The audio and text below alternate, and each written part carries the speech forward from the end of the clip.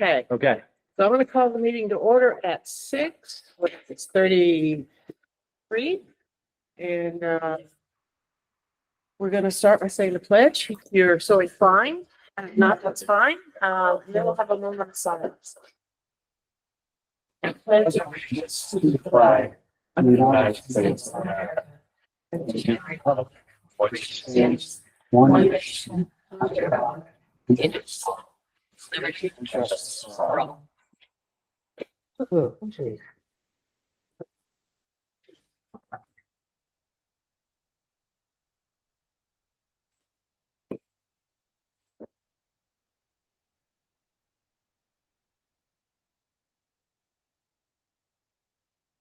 Okay, our first item up is to amend the agenda. Have any word on that needs to change? We're all good, okay.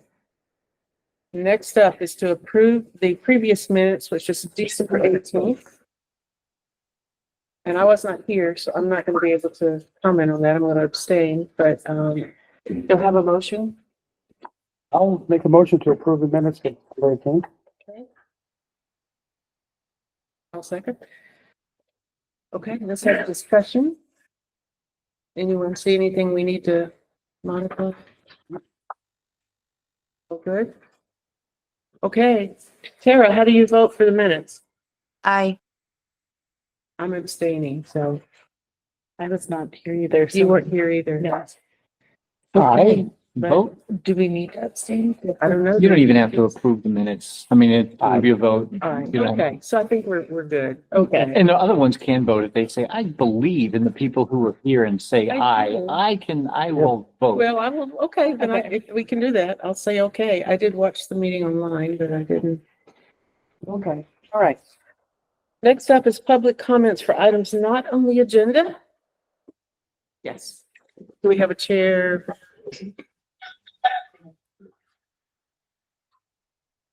Yes, hi, Tom Dunn here, and, I'm, just showing up again to, find out if we are gonna be able to get Judy Windsor appointed to our group, so we can have our 3 members, so we can do things for our group. I struggled all summer long to keep the group together, and it's okay. She needs to be appointed by the group, so we can do by the select board, so we can do something. And you had mentioned the computer, and the email that we need to have figured out how we're supposed to do it. Because it's supposed to be for everybody, and people think it's suspicious because it doesn't have a name in front of wintervermont.org. So that, and of course, the budget committee's here and such, and I was going to try to get some money for our group as the Heartland Conservation Commission, which I've been to before. And I talked to Bob and a lot of the members there and such. And I wanted to get some money for us so we don't have to keep coming here to the select board meetings to ask for things. And to have, like they want, have it on, the, for the, on the report, the town report. That's all I get to say. Tom, let me address the thing about Judy for sure. Yeah, I had emailed you and said we need another letter from her okay, stating that why she wants to be on the committee. right. Leave out the treasurer part because she's not joining to be a treasurer. I understand what you're Okay, saying. so we Yeah, need yeah. something from Judy that convinces us. Right. that I she's a got good you. fit. I got you. Okay, so that's what we're waiting for. Fine. Well, I didn't know because I never got no email. Okay. So whatever. Okay. So we've got Emma. I wanted to Tom? just, I'm so sorry. I just wanted to let you know, I'm involved with the Jedi Committee and they come on a case-by-case basis to ask for things from the select board money-wise. It's not as bad as it sounds. And I think if there's people coming from the town that want to ask for things, like the town will help do that. Right, but you don't understand. I can't keep coming to the meetings every time to ask for something. And when the select board meetings are only one meeting, and I can't make it because the select board meeting at the same time my meeting is, and I can't have the meeting because I can't get the person appointed. You guys are driving me crazy. You guys gotta work a little better with me and better communication, please. Okay, thank you. Next, anyone else have a public comment? Okay, new business. We're going to discuss the FY 2026 municipal budget. And I think Captain Frank is up. Mhm.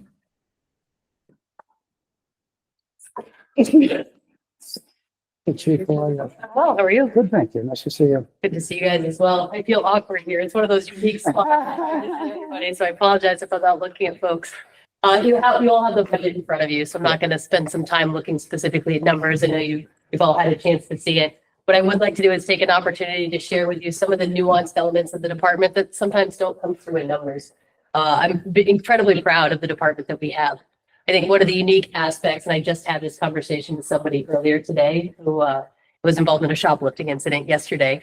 And I said, one of the benefits of being in a small town community police department is that while we can still hold offenders accountable, we can do so in a way that still brings them a level of respect and provides them some services and tries to find out the why, right? A little bit deeper. And I only bring that up because I think that speaks to the people that we have. The reason I talk about that, and you're saying, but this is a budget discussion, is because our budget is our people. If you look at our budget, 87% of it is our staff, the staff and personnel and all the FICA, Medi, and all the other elements that are there. And when you look at the staff, there's nothing to me that's more important than our folks and our people. Our guys work really, really hard to try to make sure that we're providing the level of service that the town of Windsor deserves, right? And sometimes that's not always so obvious. What does that mean? What does it look like? And sometimes it means we do things that right off the bat don't seem police-ish, right? It might be helping somebody to find housing, which we were working on the other day. But by finding housing, that eliminates some of the other potential crimes or activities that could occur. And then again, just talking about our people, with that in mind, Officer Crane, he's our newest officer. He graduated academy this year, came through, and he recently received a chief's commendation for his extra effort to help someone find housing up in Brattleboro. And again, that's an individual who we could have just handled the incident, sent them on their way, said, good luck, call 211. But the uniqueness of being in a small community is finding out what do you need? How do we help you so that additional things don't continue? A gentleman in our community who is continuously driving without a license. And after further discussion and after multiple stops, we determined it was an illiteracy issue. He couldn't read. And that was why he could never go get his permit. And so we connected with him with our new HCRS social work liaison to help get him into some classes that worked with his literacy and found out you can take your driver's ed test auto, right? So you can just do a verbal testing process, did that, and now he has his permit, which means that we're not engaging in stops. He's not losing money from tickets. Why do I bring this up? It seems silly, right? These are small things, but I think it speaks to the nature of how we police. We police and going and realizing that by handling some of the smaller things, you can sometimes figure out and address the bigger things. And when we're addressing the big things, we find out sometimes there's small things that if we were to change, it would make a big difference. We've got a new candidate coming in, Zachary Guzowitz. He goes to the academy February 3rd. He is coming to us from Sullivan County Correction. Excited to have him. He's very looking forward to this job and coming through. So two local boys, Officer Crane is a Windsor resident. Our new candidate is also an Upper Valley resident. So good to have him here. But our folks who've been on the job for a long time have some great elements too. Officer Bujadile, we hired 2 years ago. So 2 years ago, I was telling you about our new guy. He came to us with experience. He came from Brattleboro PD and from Windham County Sheriff. This year, he received a chief's commendation for entering into a house that was on fire. We got there long before other services were able to get there and helped two elderly folks be able to escape the home and, potentially save their lives through that element. In addition to that, through those services, he recently was awarded an award for his efforts at the New England Wide Award, kind of speaking to the level of professionalism that we have here within our community. Sergeant Favreau continues to do a great job in the school. That's a contracted element. So the requirement for his payment gets paid through the school through a contract agreement through that.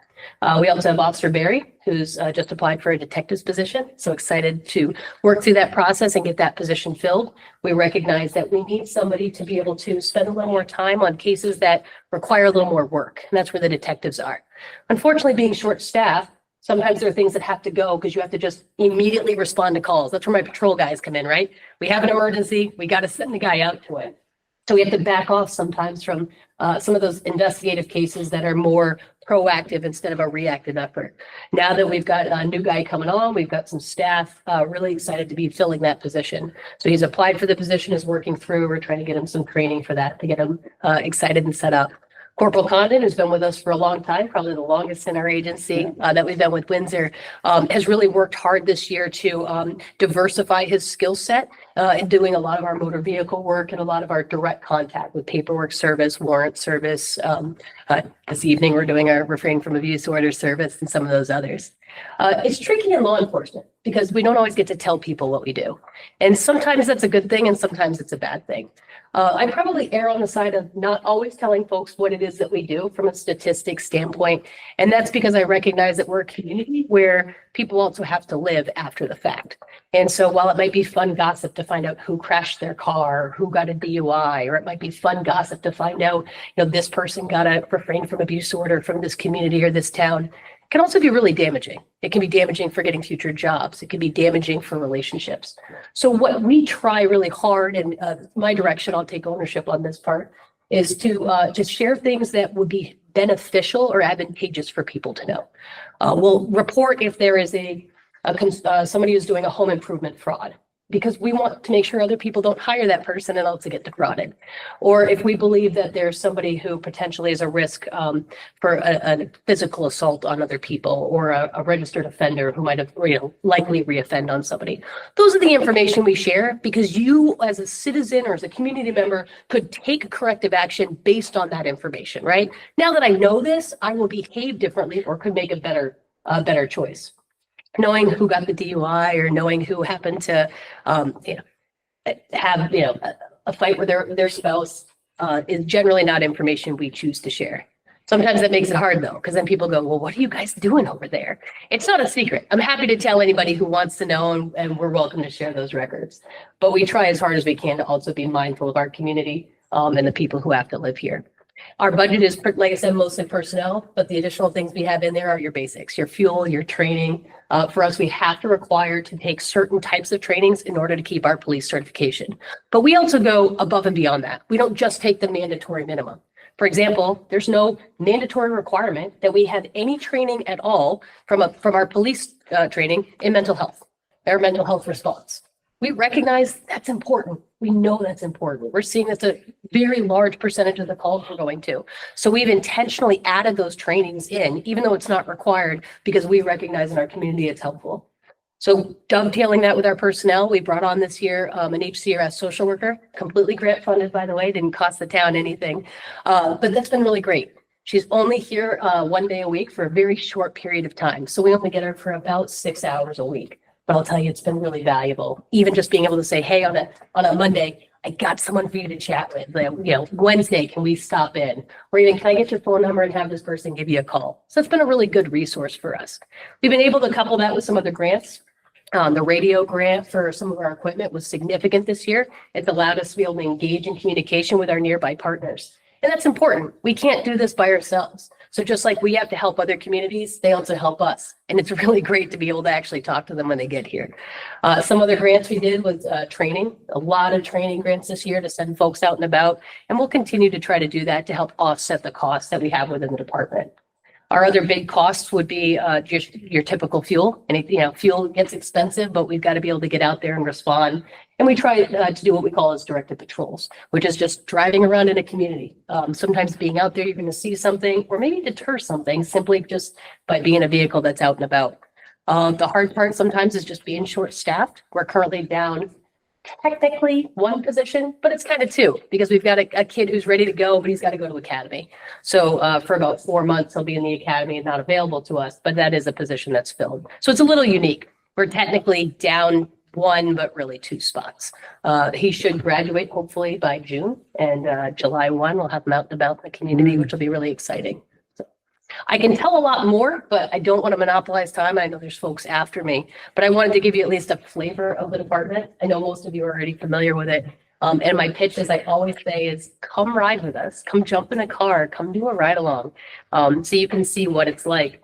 Something that seems like a small minuscule call of a dog complaint, a barking dog could turn into, something much bigger that we find out about. And I use that one because we found out that there was a pretty rough domestic situation with power and control going on in the household. And we found out because there was a barking dog, right? And so sometimes those calls that on the board looked like one thing turn out to be something different. I'll pause for a second in case I'm sure folks have questions. So. Yes, sir. Yep, okay, so thank you, Chief, for everything that you do. I just want to say from what you opened up with was the smaller things that you do really as big, but it's still, we're a small community, and well, I'm here to tell you that small things count a lot. And hearing, positive actions like that, just on the smaller basis, it's definitely enlightens me a lot more than what I already was with our police department. I know that Windsor Department's been getting a lot of accolades. Yourself have been getting a lot of accolades, and as a member of this body, I'm extremely proud to be a member of this body and have, the policing that we do in this town. So thank you very much. I appreciate that. Thank you.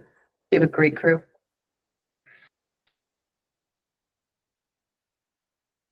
Yes. Hi, I'm Jenny Kramer. I'm the newest member of the Budget Committee. Welcome and thank you. Quite the task to take on, so.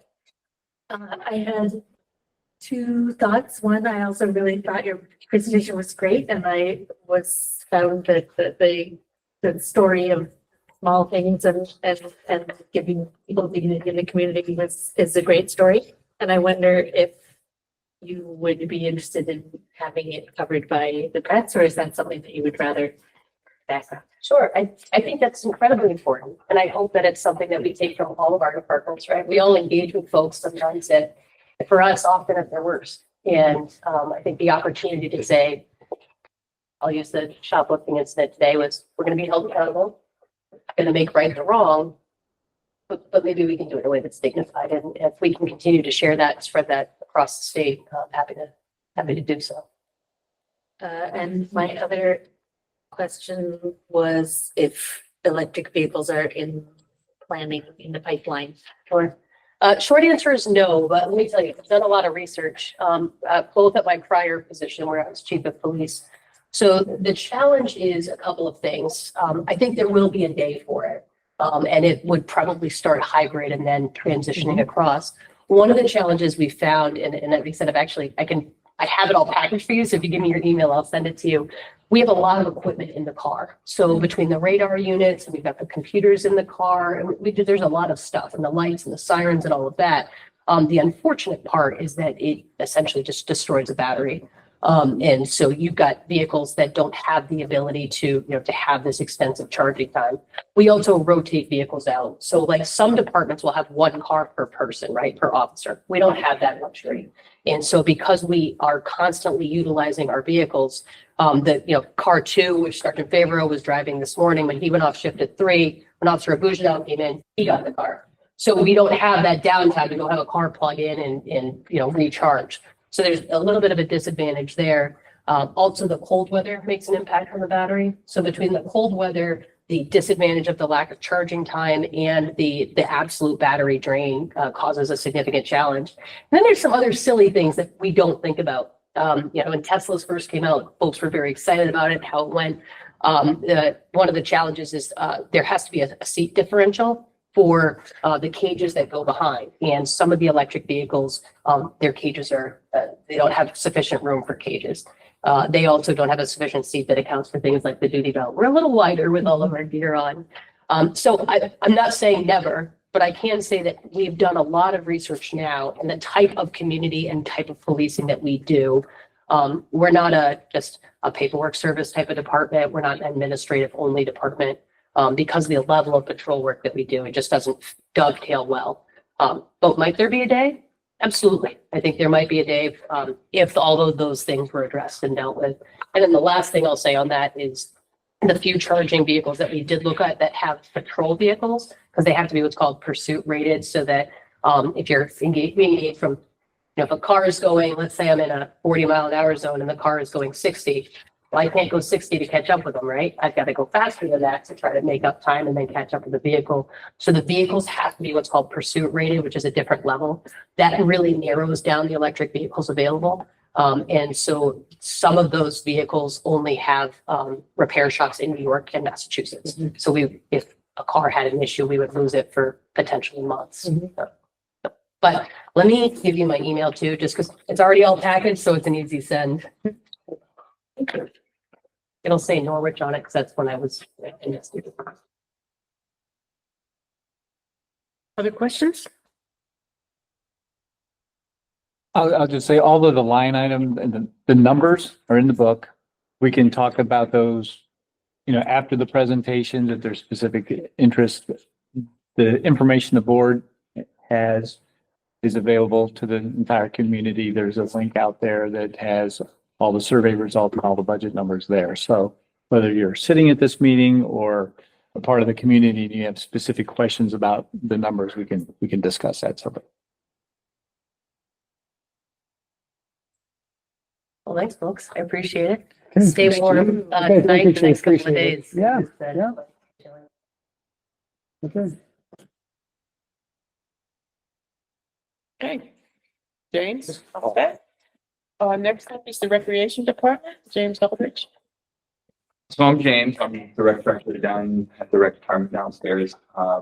We oversee and manage a wide variety of facilities. It starts with the rec department. That is our big facility. In the summertime, we have Kennedy's Pond. We also oversee the dog park and the common over by the public library. And we have the full fairgrounds, which at the fairgrounds, it's a total of 10 grass acres or 10 total acres. Most of it is grass. There is tennis courts, dog park, basketball courts. Right now, there is a skate park. There's plans for a lot of things, right? I throw out a lot of ideas, and some of them stick and some of them don't. Some of the stuff that we do, we are involved in Moon Dance. We do all of the youth activities. We host craft fairs, birthday parties,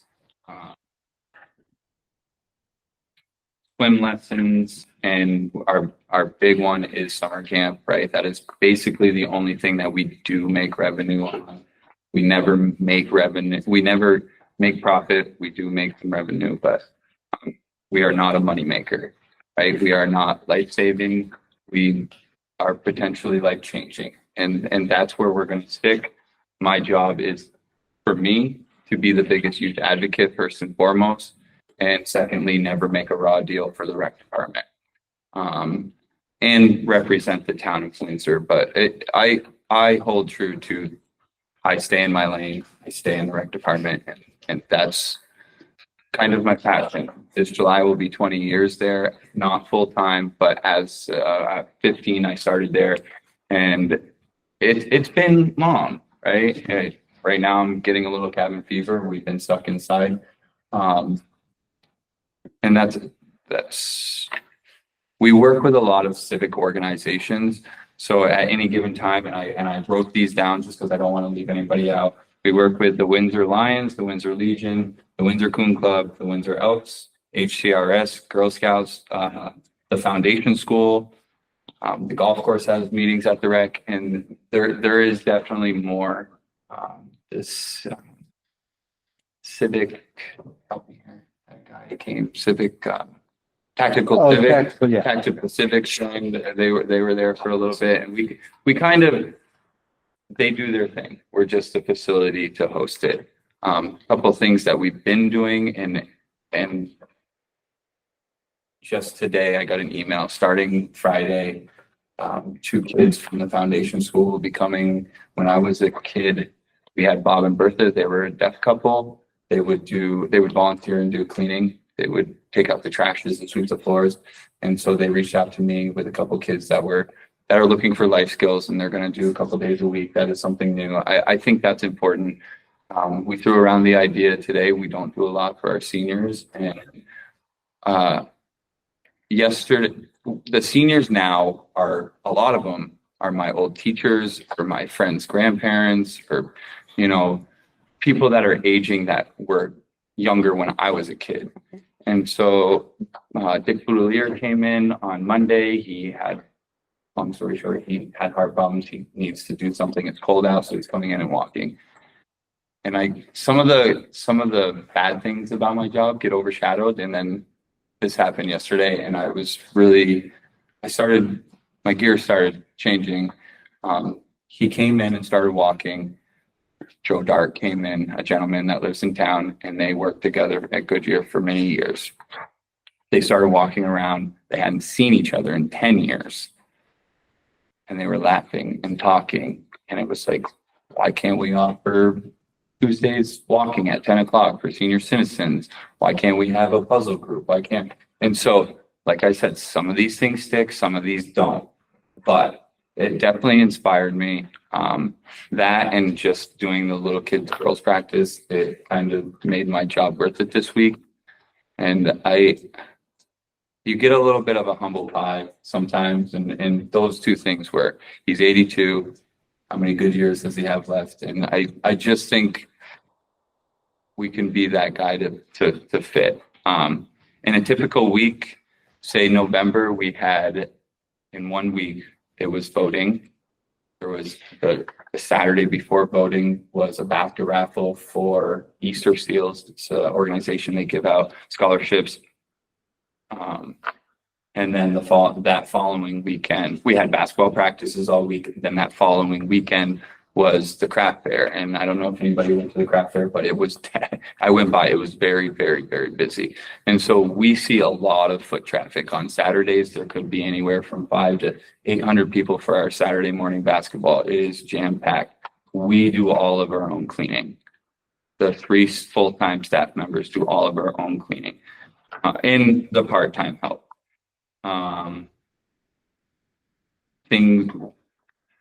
Things get broken, things get dirty. We deal with a lot of kids that like to just put a gum in and throw it on the ground. So we're there. That's where the cleaning and stuff come in. What I think you get with our 3 full-time staff is our building's old, but it is a very nice vintage gym. Okay, in the last 3 months, the hoops have been replaced, $22,000. All of that money was donated in 3 weeks from either fundraising, 2 private donations, and a couple fundraisers. The gym lights got fixed and the floor got done. If you go down there right now, it does look like a very nice vintage gym. A lot of towns, high schools are not that nice. You go to West Rutland, you will not see their gym looking like our second gym. Our high school gym is very, very nice too. I'd like to state this job is not 40 hours a week. I will give you this week for me just because probably 70% of our budget is wages. On Monday, I worked my 8 hours. We had basketball at 5 o'clock. I did not leave until 6:45. We are open 8 to 9, Monday through Thursday, close at 8 on Friday. There is not another town that has the facility with 3 full-time people, right? The rec director in Claremont does not clean the bathrooms. Okay, I clean the bathrooms today. And that's not tooting anybody's horn. This is what we do. We make what we have work. Tuesday, I had a game in Claremont after my 8 hours, and we actually go back to Monday. On Saturday mornings, our high school kids are here being our coaches, right? Because our program is basically full circle. When I was 5, I was in the program. When I was the senior, I was the coach for the 5-year-olds. Okay. So it's important for me to make an appearance at the high school basketball game. Is that in my job description? No, it is not. Not at all. But they need to know that people that they're helping are going to support them. So I was there. Today I did my 8 hours. We just had little kids practice 5 to 7 for the little duffers. And now that's the budget meeting. Tomorrow I have a game in Norwich at 5 after my 8 hours. Friday I work my 8 hours. I don't have practice. Saturday morning it's 7:30 to 12:30. Okay, you go to the store, you see somebody, they're asking you, right? Facebook is now, and everybody has a cell phone. It is all the time. It is very hard to check out. And when I do check out, I always have my thumb on the dial. And it's to the point where the rec is my life. The rec is Bill's life. The rec is turning into Caitlin's life. Okay, so we have an aging building, and there is something to be said about knowing the ins and outs of it. And so if you have someone here for 20 years, they're going to be making more than someone that has been here for 1 year. But they're not going to have the knowledge, right? As I understand it, to the select board, we approved money to get a new heating unit, heating and AC. Like this building, if I leave, you fire me, I die, something, whoever takes over has a brand new building, essentially, that is 80 years old. It's like a 1960 vintage car. And I think that's important. We really do take pride in the rec. Is there things that go under the radar? Yeah, sometimes the weight room is a little dirty because we have other things to do or we need a day off, right? But we care about the community, we care about the kids, and I think what we're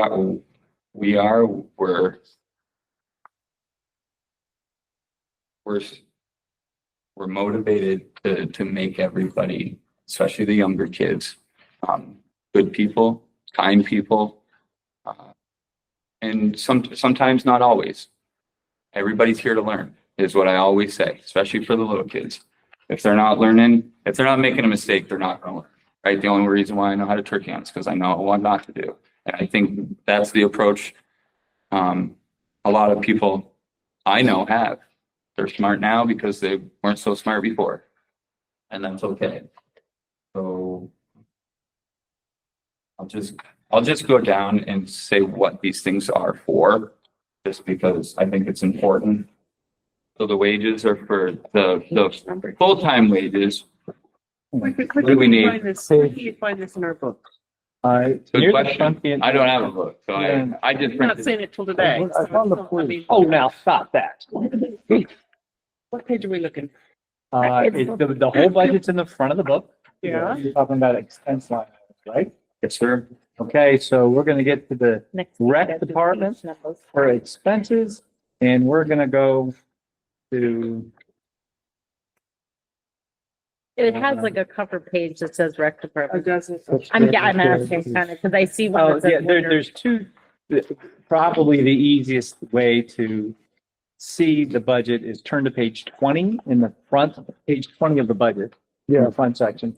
There's a section, another section that has only the rec budget and explanation of line items, but James is here talking about it and follow on page 20. Okay, yeah, here it is. I'm not going to talk so much about numbers rather than what the numbers are going to represent for the town. Okay. So the wages for the rec department are for my three class, me, Bill, and Kate. Right? I did some numbers today in my head, and I did it on the calculator. The amount of time that I spend in, right, it's 9 o'clock, and I bring my dog to the field, and I'm looking up at the moon and saying, am I making the right decision for baseball? Am I making the right decision for football? Did I make the right decision for having the coach, right? I am invested fully in the Windsor rec and the Windsor community, and I always have been. It might be $20 an hour I make, truthfully. I do make good money, and I am not complaining by any means. And I never asked for a raise. I've asked for my guys to have raises, and that's true, right, Tom? That you get raises, but you don't I ask. never- Money doesn't, is not your primary Correct, motivator. right? And I will stand by that. So the part-time wages, right, are for my seasonal help or the weekend help. Sometimes say Bill's kid gets sick, someone needs to work during the week. That's where the money comes from. We typically hire 11 to 12 seasonal lifeguards and summer camp counselors, and 3 to 4 throughout the winter. Right now, it's a solid 3 kids that work on the Saturday and Sundays when we have free hours, right? And in order to keep these kids, I kind of do need to give them 4 to 8 hours, here and there. And so the supplies is for crafts, sports equipment, office, the swim area, petty cash. And most of the supplies are, you know, not very big ones. And we try to make it work. The phone, the advertisement, we kind of got out of the flyers because we have our website now, Facebook, and so we don't have to spend a lot of money on advertisements. It's still in there, just in case. And this is for yearbooks, right? Our girls went to the field hockey championship, and they asked, people will call and say, "Hey, you want to put an advertisement in?" That's just to support what the town does through the youth. The meetings and travel, that's for my lifeguards to get certified, mileage. We also do the Vermont Parks and Rec. Those are annual dues, UVRA dues, they come out of that.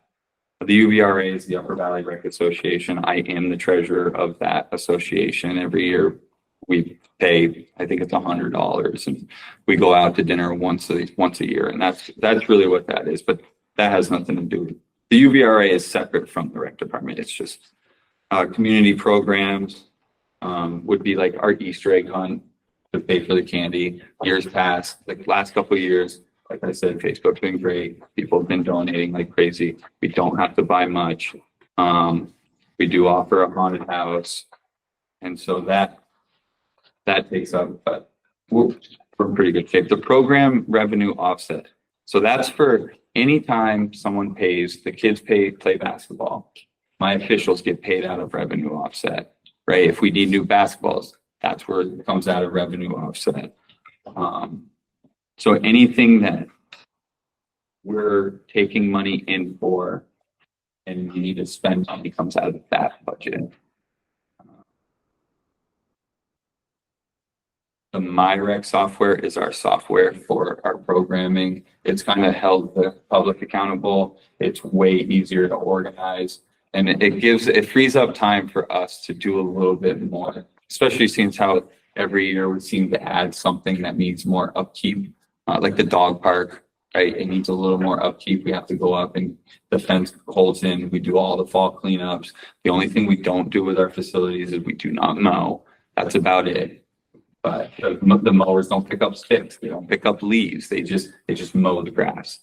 Okay. Rentals, most of that is the porta potties at the pond or at the common or at an event. Okay. There used to be a facility there. It was aging. I don't know what direction we're going in fully at the pond. I do know it is definitely well used. We continue to upgrade the facilities down there, and it's almost we've been a victim of our success, right? There's not a lot of parking down there.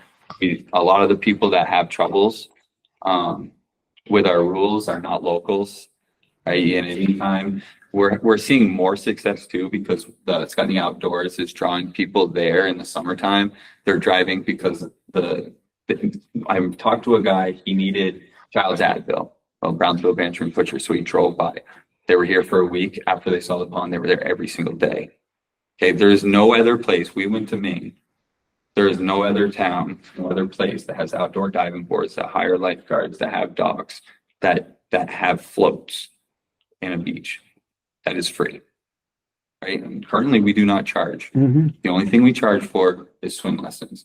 We have kayaks down there, which was a grant from Rise Vermont about 5 years ago. We continue to not charge. People can just use them. And next year we thought, well, hey, the Friends of Rec, which the Friends of Rec is something that the taxpayers don't pay for. That is where all the donations come from. Just like the hoops were paid from the Friends of Rec. And we thought, hey, paddle boards are getting big, right? What seems to happen is the more stuff we get, the more room we need. And so at some point someone wanted to give us a shooting thing for basketball. Well, I don't have any room for it. They would have donated it. Well, where am I going to put it? So repairs and maintenance, half of that is our gym floor. Okay. That gets redone every year. There's so much traffic in there. It has to get done because it cannot go to bare floor, especially when Vermont has very moist summers. Okay. We have talked about doing it ourselves and saving money. Me and Bill, especially Bill, has saved the town more money than anybody knows. I know how much money, and I'll give you an example. This year we paid, it was going to cost us $5,000 to pressure wash the tennis courts, which should be happening every 2 years. We went and rented the machine for $110. We might have paid Bill's salary $500. It was $700. We saved $4,000 in a day and a half doing that, right? I had talked to Paul about the floors. He does the floor. It's $5,000. Why? We've talked numerous times. Why can't we do it? It's going to save us $4,000. We are not here to take the taxpayers' money if we don't have to. We are trying every which way to make this program work with what we got. And I think that's a very big value. I can honestly say Bill's probably saved the town in the last 5 years, $50,000 because he can do the maintenance stuff. And that's what I was talking about with an aging building, knowing the ins and outs, like knowing your body, right? We know what's going on. We also made a spreadsheet. Hey, the painting got done August 2024. All in 5 years, guess what? It probably should get done again. And I'm getting more organized the longer I've been here. And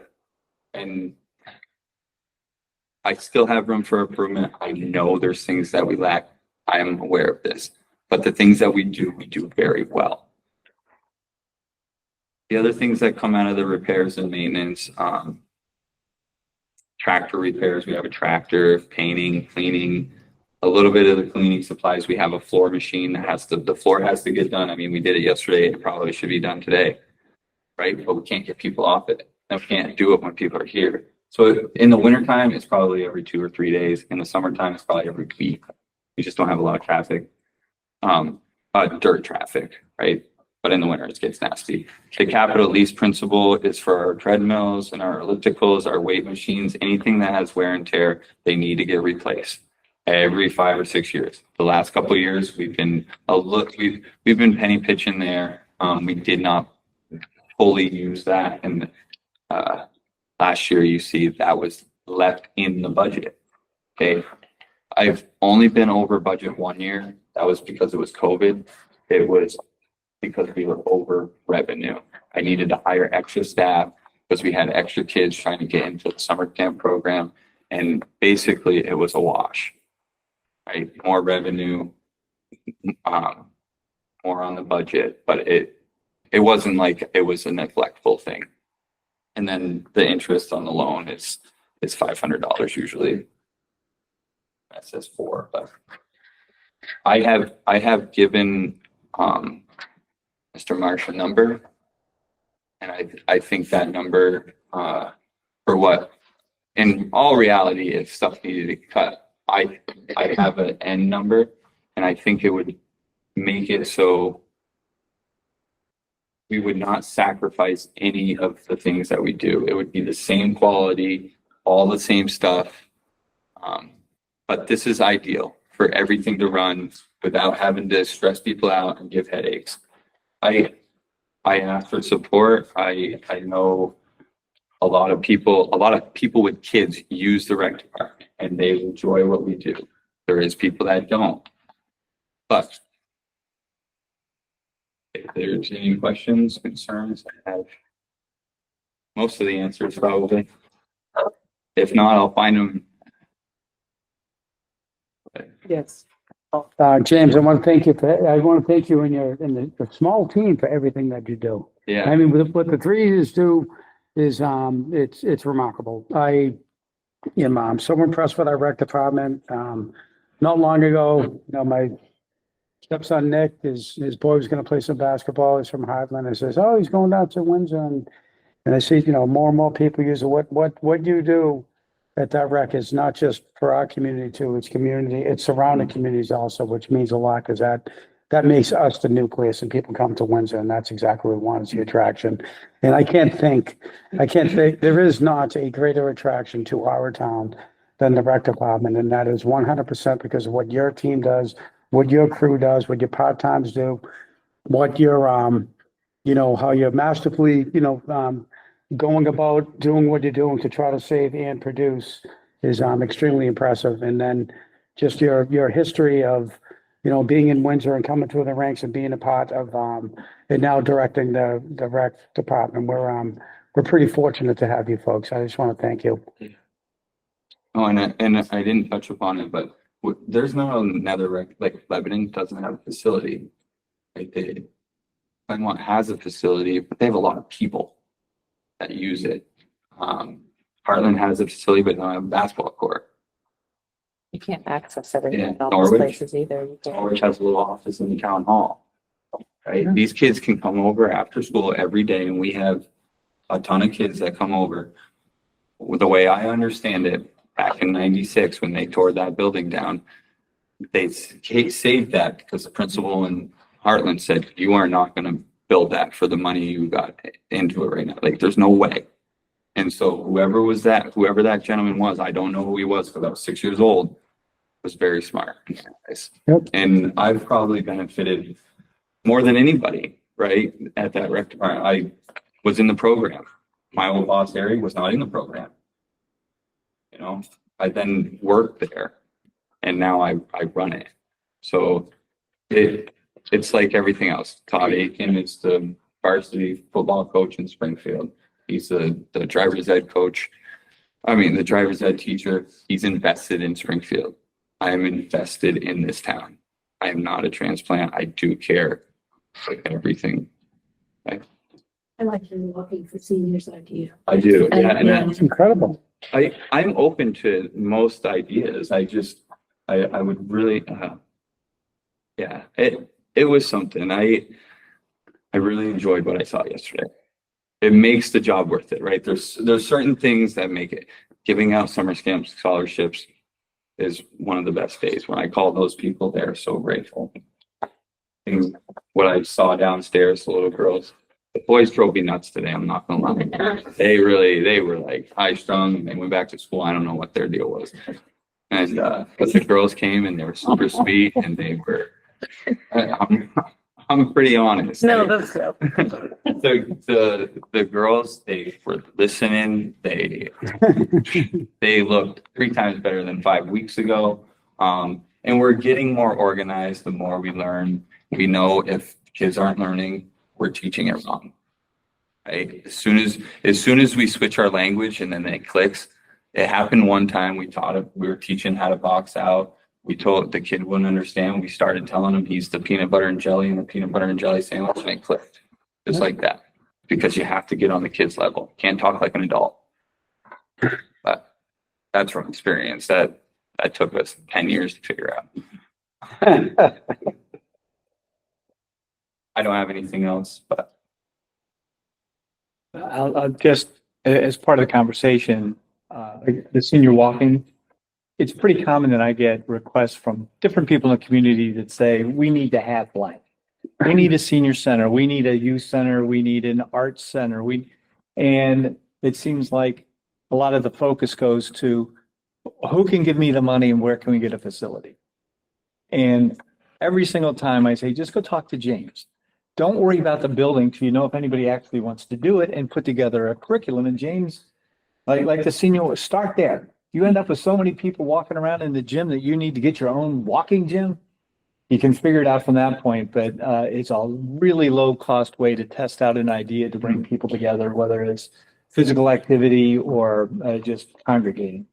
yeah, and we had talked about that. I hadn't mentioned anything to Tom. This was the first he'd heard the conversation. I hadn't seen it, but I do think that's important. We can't just be about the youth, right? That is our main focus. It can't be the only focus. And if we want to be sustainable, we gotta be important to more than just our kids.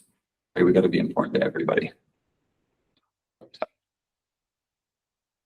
And they're smart and they have knowledge, wisdom. Maybe I can learn something. I wish they- yeah. Right?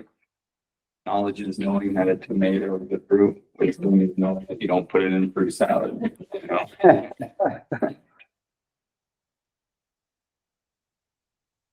Thanks, James. James, thank you. Appreciate it, man. Right. So now that we're actually gonna, my job is to try to explain how revenue works. That's somewhere in this book, right? One is the, When you put together the spreadsheets, there's somewhere that their, whatever bit of income rent program is bringing in is on paper. I think it's revenue and settling. Just curious. Is it represented in other places? I mean, yeah, I mean, I'm sure somebody knows what the fees are. on page 5. But, and that's. Just see what's on page 5. Wow. All the revenue from what I was looking at is 1 through 5. Oh, yeah, I mean, there's. That's That's page 5. It says, right, has the revenues there. I'm gonna, what I will suggest to do is if I'm gonna go over revenue in general, we'll start at the front of the book. Yeah. Where page 1 of the budget that starts with revenue and like you're saying, it's through page 5. Okay? And I think, they're all good. 1 through 6. Let's give me a little part here. Oh, okay. Yeah, we'll go up to the front. I was thinking about not only putting it in one place and I thought, well, it all depends on how the conversation. Yeah. Where I want to start in pointing things out is if you look, the very first line of revenue is real taxes. Okay, so that is the amount of money that we would have to generate from property taxes to pay for the operations of the budget that are on all the line items below. That's how much we'd have to raise in taxes. So you look at that number for fiscal 26, it's a little over $5 million. If you go to the bottom of page 6, I'm sorry, the bottom of page 20 something, all the way in the back, it's a big jump. It's a big jump. Page 23.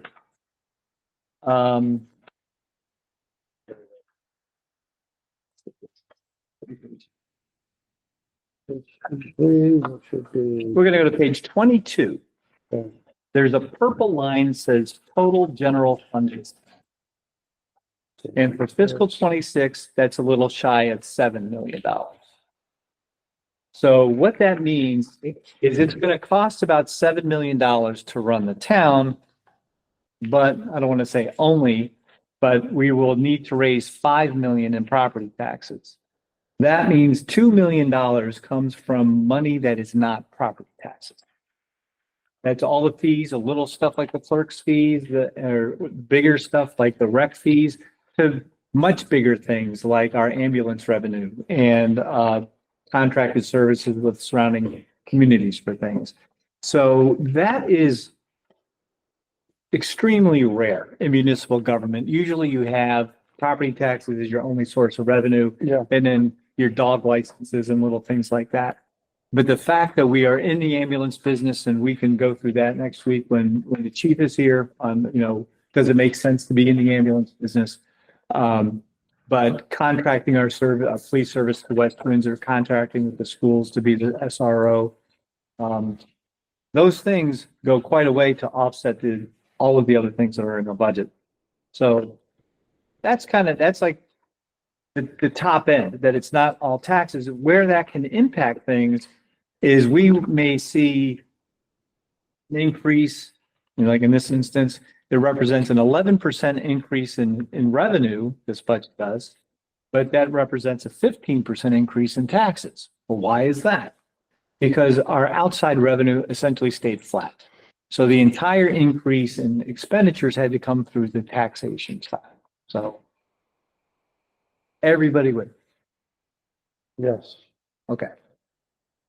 So, and I'm not going to go through this line by line, but the top ones are kind of the most important and the most confusing. So if you look at fiscal 25, this is back on page 1. You see that $5 million, that's to pay for the operations of the town. The next thing is real taxes, capital expense. And you see that's 115,000. You'll notice just to the left of fiscal 25, there was none. And it's the same case on the revenue line item right below that at 105. That's because as part of the budget process last year, when we saw what the school increase was going to do, we knew we had to cut things to the bone, and we chose not to fund our capital reserve or our reserve fund, which is our rainy day fund. So that saves the money for the current year. The bad thing is it's really poor fiscal policy not to put money like that aside, and you're digging an automatic hole for the next year to try to catch up.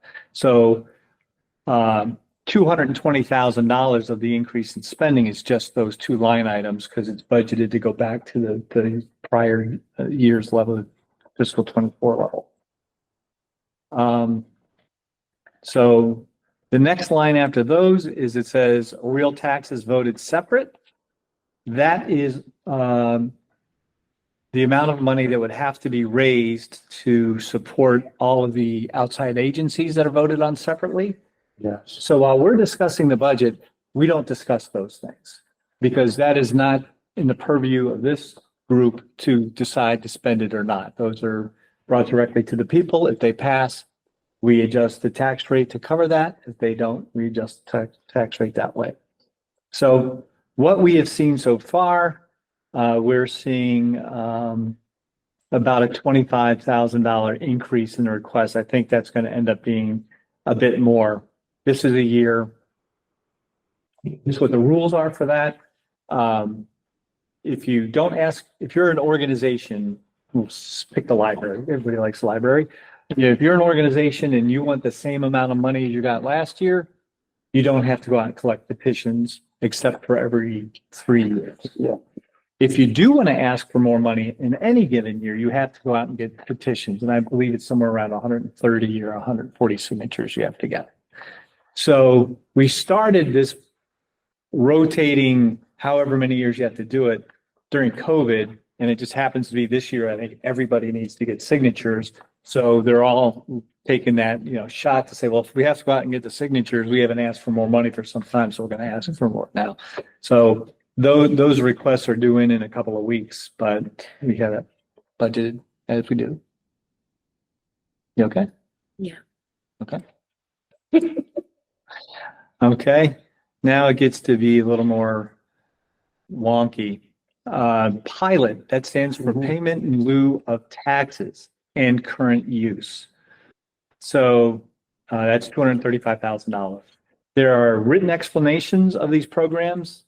Not in this budget, but there's also a link to supporting documentation. Like this was almost 100 pages and there's another 100 pages of that other kind of stuff. And it's outlined, they're named according to the date of the meeting. But the payment in lieu of taxes is the money that the state gives municipalities to cover the property taxes that we lose because they're state-owned property. So as is often said, Windsor's a half a town. So we don't have as much land as the average Vermont municipality. And then of that, about a third of the land is owned by the state, primarily through Mount Scottney State Park and the prison property. So there's that, there's the Constitution House, there's the highway garage, there's a whole long list. And I think that's in the support information too. So it's often said that we don't get any money for state land. It's just not fair. Well, we can argue whether it's fair or not, but we do get something. And there's a formula that the state uses. They collect some money. They have the total amount that they are owed everybody in the state, and they see how much money they have, and then they pay us all a fraction that is not 100%. Maybe it's 85% or 78% or something like that, but we get something. The flip side of that, theoretically, is we should be expending nothing on municipal services for that.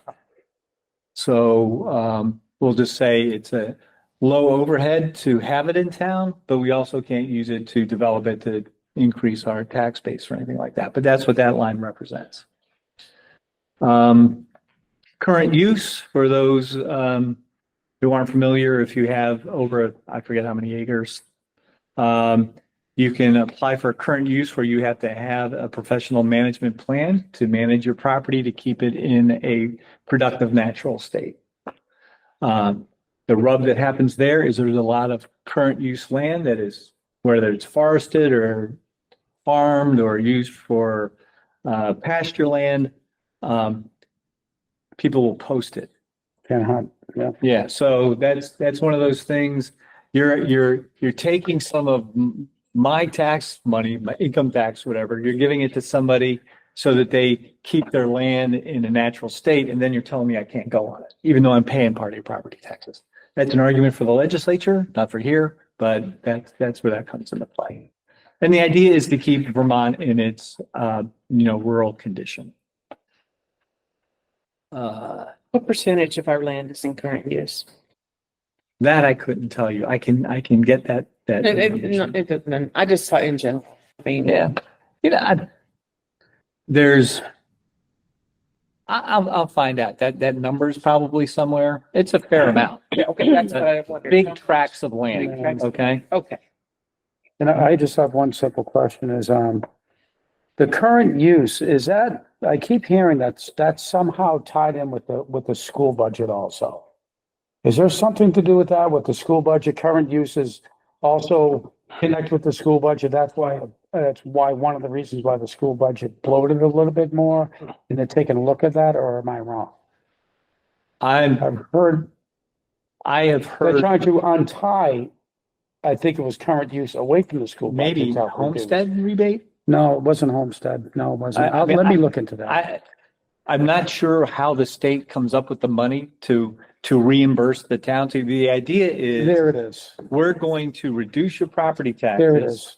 in current Part use. of the current use is in the education fund. Thank you. That's what I thought, yeah. Oh, so the state is paying municipalities a sum of money because the state is choosing to give those who have land in current use a break on the property taxes. Yeah. And the state is saying, if we're going to pass the law that allows current use, then we should pay the municipalities to make them whole for what they're losing.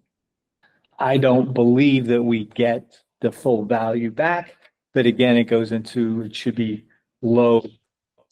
Huh? It's not even close. Well, it depends. I mean, if you have just fallow farmland, that's got a certain value. If you put 100 houses on it, it's got a different value. Right, but the way the taxes that they're doing on the education side of it, and it was one of the debates, and how can we lower the education tax rate after everybody went into a panic? Want to say, well, let's just don't pay the current use.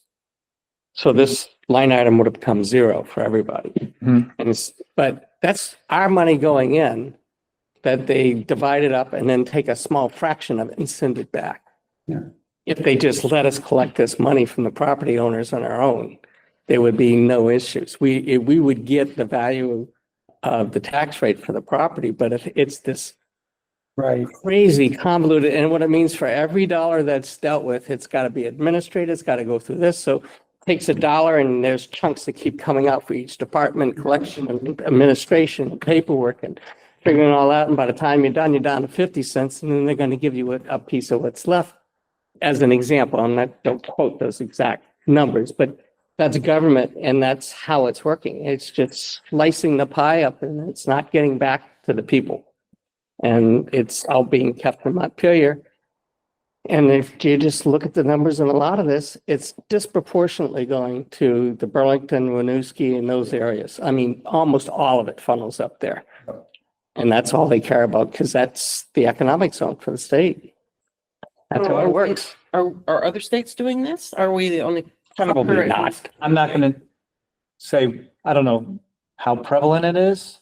But to Cliff's point, you can look at our entire budget and almost every reason for the tax level that we pay is related to state policy. What you're describing, I know I've explained the fact that Vermont is a Dillon's rule state a number of times. The fact that there aren't that many gives you the impression that the state legislature, the powers that be for decades have said municipalities are not responsible enough to set their own rules to make those decisions. They will not give municipalities the authority to oversee open land because if we do, we would develop it or we would not develop, we would do whatever somebody else doesn't want us to do. So we're a Dillon's Rule state.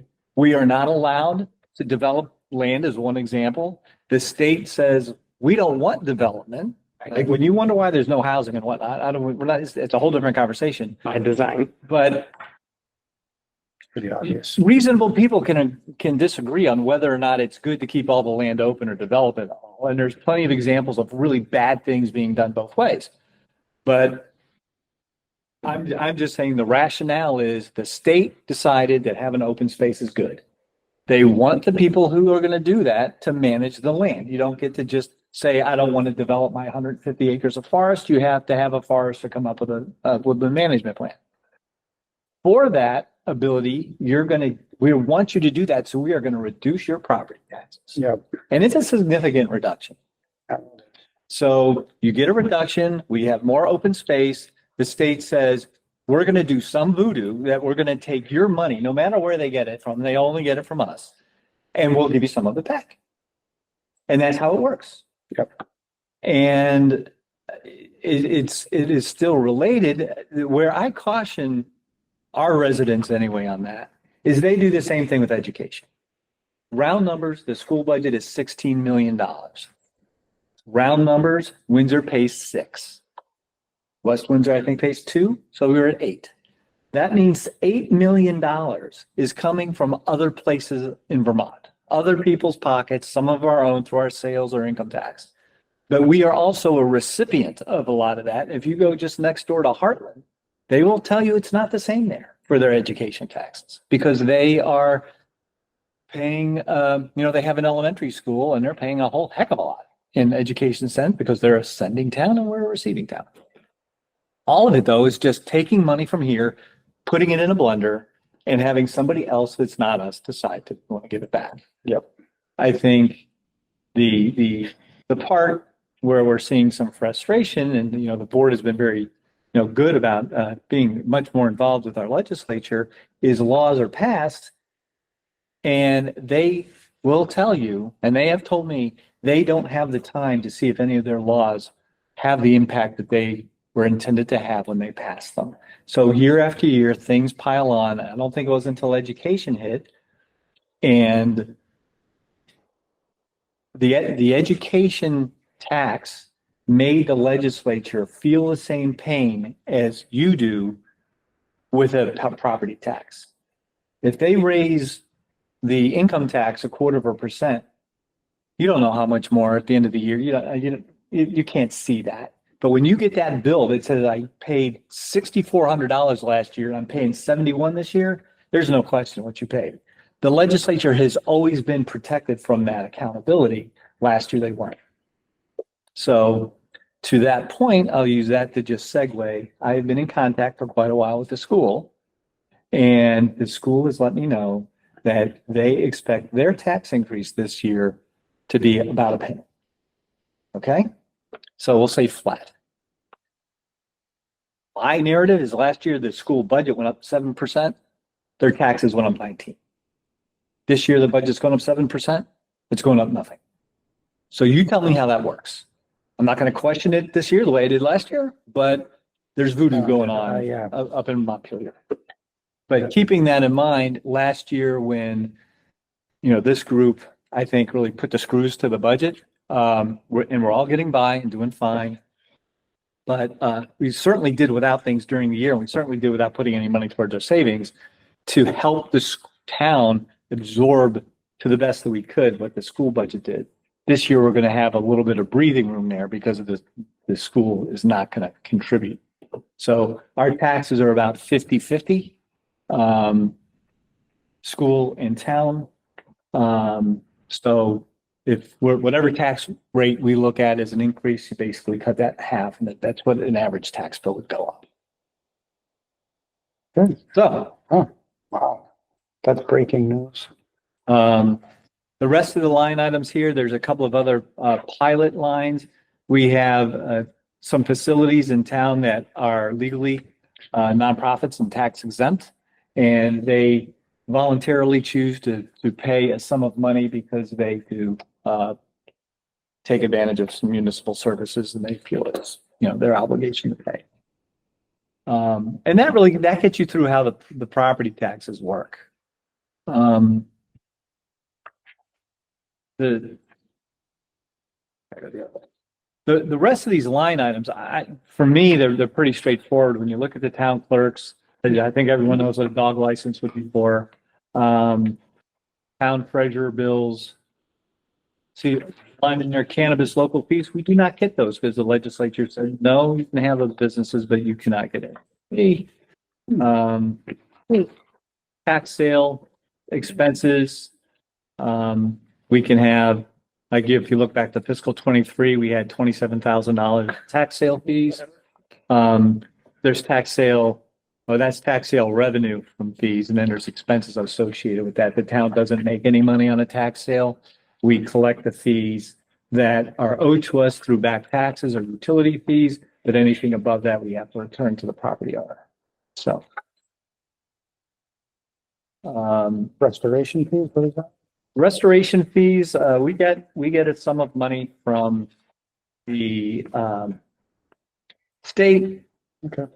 To put towards the restoration of the record keeping that the state, the town clerk does. Okay. So much of that stuff has gone electronic. That's really the future of everything, but we still have very old books that are maintained. Kathy can speak. I think it's actually much more familiar with those records than me, but that's what that is. Let's see here. Things where there's a town share with the school, that's because we issue all the tax bills, we collect all the tax bills, all things like that. So the school gives us a little bit of money for helping with that. The next page, page 3, there's something I want to point out because there's, as I say frequently, I am not an accountant, but I do think I know how to run a business. On listers, there's a line item called state funding reappraisal. And you see there's 12,000 there, and the budget's gone up to 12,500. That is a fee, or not fee, it is money that the state gives us every year to save in a special account to pay for a revaluation. So when you see the budget of 12,000 and we get 12,000, that's just because the state paid us what they did. So the revenue came in the way it's supposed to. As I think we're all familiar with, we recently had a revaluation. Well, maybe just to make this point, if we turn to page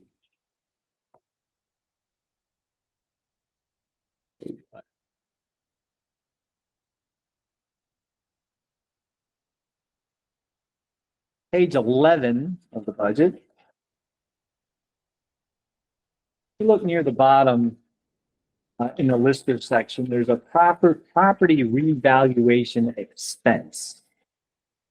And in fiscal 24, there's $76,500 was expended. So later on, or as much as people want to talk about it, there's a document in here that shows our surpluses and deficits going back to 2001, and it shows a net position of about a $42,000 surplus. There's a lot of voodoo that goes on in all that. It's hard to look at it year to year, but when you look at it over time, you can see that it squares up pretty well. Last year, according to all of our accounting on the general fund operating budget, we ran a $82,000 deficit, which I thought was not bad given all the wage increases that were unbudgeted that we did, but it was an $82,000 deficit. Of that 82,000, there's a lot that goes into the moving parts of that, but we had $76,500 in unbudgeted revaluation expense. So just that is about the whole thing. In it, I spent a while talking to our finance department today. It says, if you look at the balance sheet, what you'll see is our revaluation account went from about 160,000 down to 90,000. So that's an asset that was decreased, and we have the expense here, but we don't show the revenue line for the reval. So it kind of, I think, is a misrepresentation of when things happen. I would have said, let's put the revenue, let's transfer the money from the reval account into the general fund operating account, and we'll show the offset revenue to make that. But that alone would take out, and that's an okay way to do it too. We just didn't do it that way. So that alone would take out that deficit. We also, in a similar way, the Select Board and Budget Committee last year elected not to pay for a payment on one of our municipal trucks, about $30-something thousand out of the operating budget. Let this pay for it out of our capital reserve, with the thought being if we ended the year in the black, we would still pay for it out and not take it out of capital. Well, we weren't ending the year in the black, but we didn't make the transfer until the books were closed last fiscal year, so that's about the 30. So if we did all the transfers all the same way, we would run about a $30,000 surplus instead of an $80,000 deficit.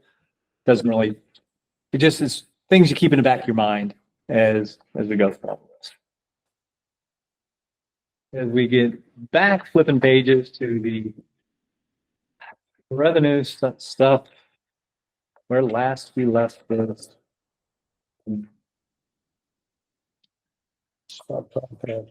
Like page three. Okay. Yeah. All right. So administration, select board, they don't bring very much money. They spend a lot of money, but they don't bring much in. That's basically all just grants that come through there. And you go back a few years to see we got COVID money that came in a line like that. Welcome Center, it's kind of straightforward. Anywhere where you see grants, it's our accounting software that is used probably by 90% of the towns of Vermont. It's kind of clunky, and we can't eliminate a line because then you eliminate the history. You can't write over the line because then you blend history. We go through and clean it up, so we hide the lines. But a lot of these are just grants that hadn't been closed out, or I just took an old copy and they're not current grants. It's just at one time we had a grant to pay for something, and there's an expense and a revenue line item for it. Sure. The police fees, I point out there's 121,000 going to West Windsor, or West Windsor sends to us. Their increase this year matches the department budget. I know that was a point of discussion last time. So, we talked to West Windsor this time and we see that. The SROs, giving us our police cover the school resource officer for the Windsor school system. They go to Weathersfield and they go to Heartland, and they pay that access. That's not the full cost of the officer. It's like they have full access for 9 months a year. When school's not in, they don't. And the agreement is they spend their day there, but they are answerable to the chief, and they are always available to respond in the community if that's necessary. The special details are like for parades. It's what they get money, or doing traffic control, things like that. The only other unusual one is fingerprinting revenue. Is we have an electronic fingerprinting machine down there. I think Hartford has one, but not many police departments have it. Everybody seems to need to get fingerprinted these days, so they can come here, get that done, and we charge $25. That's pretty good. Yeah. The last two, just because it's interest, we see district court fines. That's if you get a state ticket issued by a Windsor cop. The money goes to the state. The state once again says, well, we'll give you some money for doing all the work.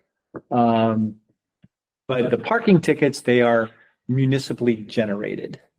So if you get a parking ticket in town, we get all of the money.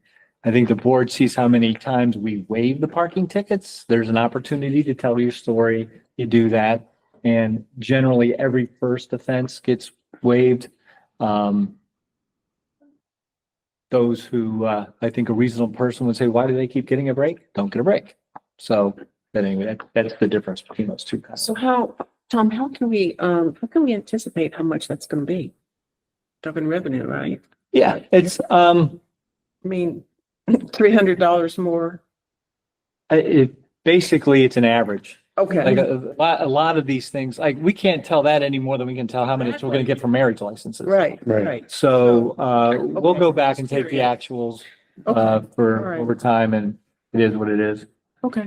And if somebody's speeding to get to their wedding, we won't give them the ticket as long as they got their marriage license in town. That happened because he got stuck on the way to the wedding. With the dog in the car and the dog license. That we won't let them off the hook for. There you go. Pretty right. The cops are easy, the clerk.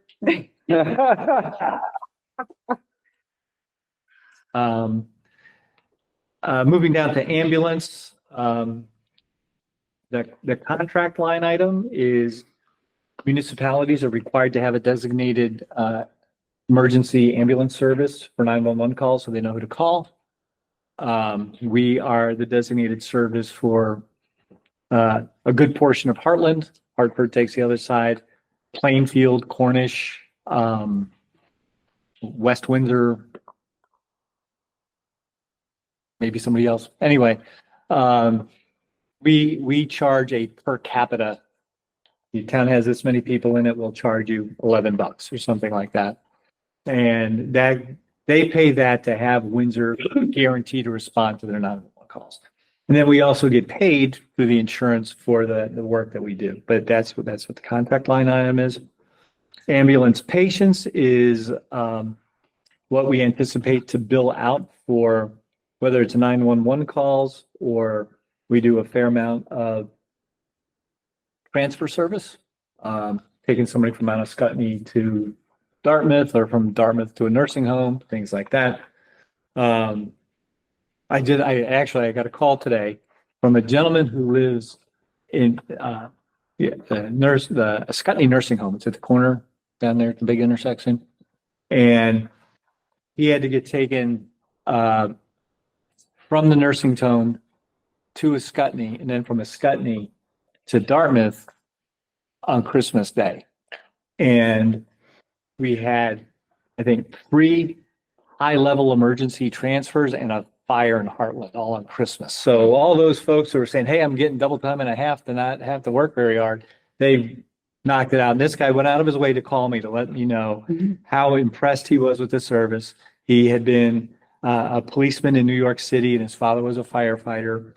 And when he was at Mount Scottney, they got the call saying, you need to get up to the big hospital. When they got here, our staff did an assessment of his vitals and said, we're not leaving the parking lot. We get this fixed. And they administered what they needed to do, worked with the staff. The people at Mount Scottney separately the day after Christmas sent me an email saying that we just want to commend. I think I may have sent that one to I got it. everybody.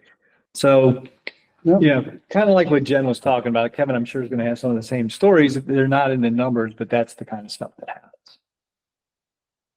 Question, Tom?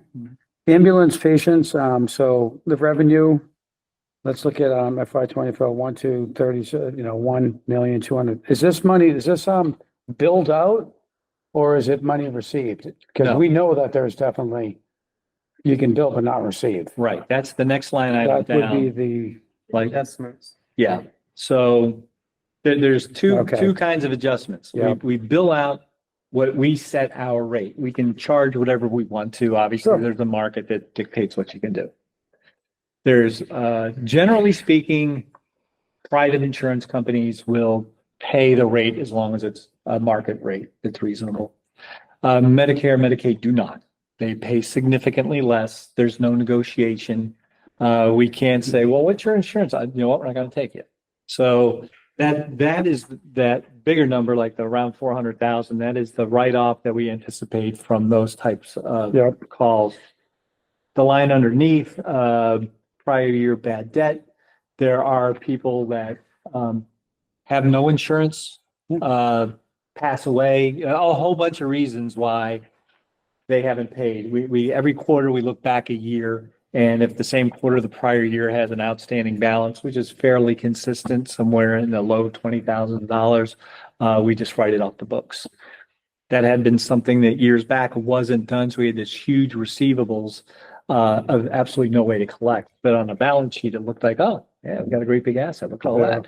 So we keep up on that. We keep them open if somebody's on a payment plan or if there's a prospect of getting paid, but when there's that, it gets written off. It's like $500,000 and floating around. Just out there. Just out there. Okay. Well, and I haven't, I'm going to assume it didn't pass or I would know, but I'm not sure. One of the big concerns we had is we're mandated to respond. So we show up, we get there, somebody's OD'd, we give them Narcan, they come back and we go, come on, let's get you to the hospital to look at it. Not going. They don't go, we don't get paid anything. And that is frequent. There was no bill last year. Yeah, that's why I know that there was a bill. I think I would have known if it passed. I mean, it's possible it did, because I wasn't following it. I figured, somebody in the department will let me know. You can ask Kevin next week, but that has been unfortunately much more prevalent for a lot of reasons worse than the money, but yeah, you can't walk away from those things. Let's see here. Miscellaneous fire revenue is sometimes you get a check.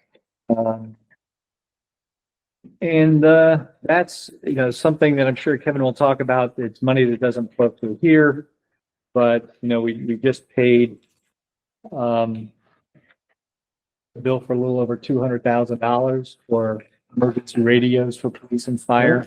185,000 of that was a grant. We got a fire truck that someday is going to arrive here. We're thinking that's almost a $500,000 grant. So those kind of things, the big things are kind of off the books. They're on a different set of books. Let me put it that way. Any conversations at all about potentially looking at a ladder truck again, or is that just not in the conversation just yet? Well, I'm sure you'll be made aware of the conditions of our equipment.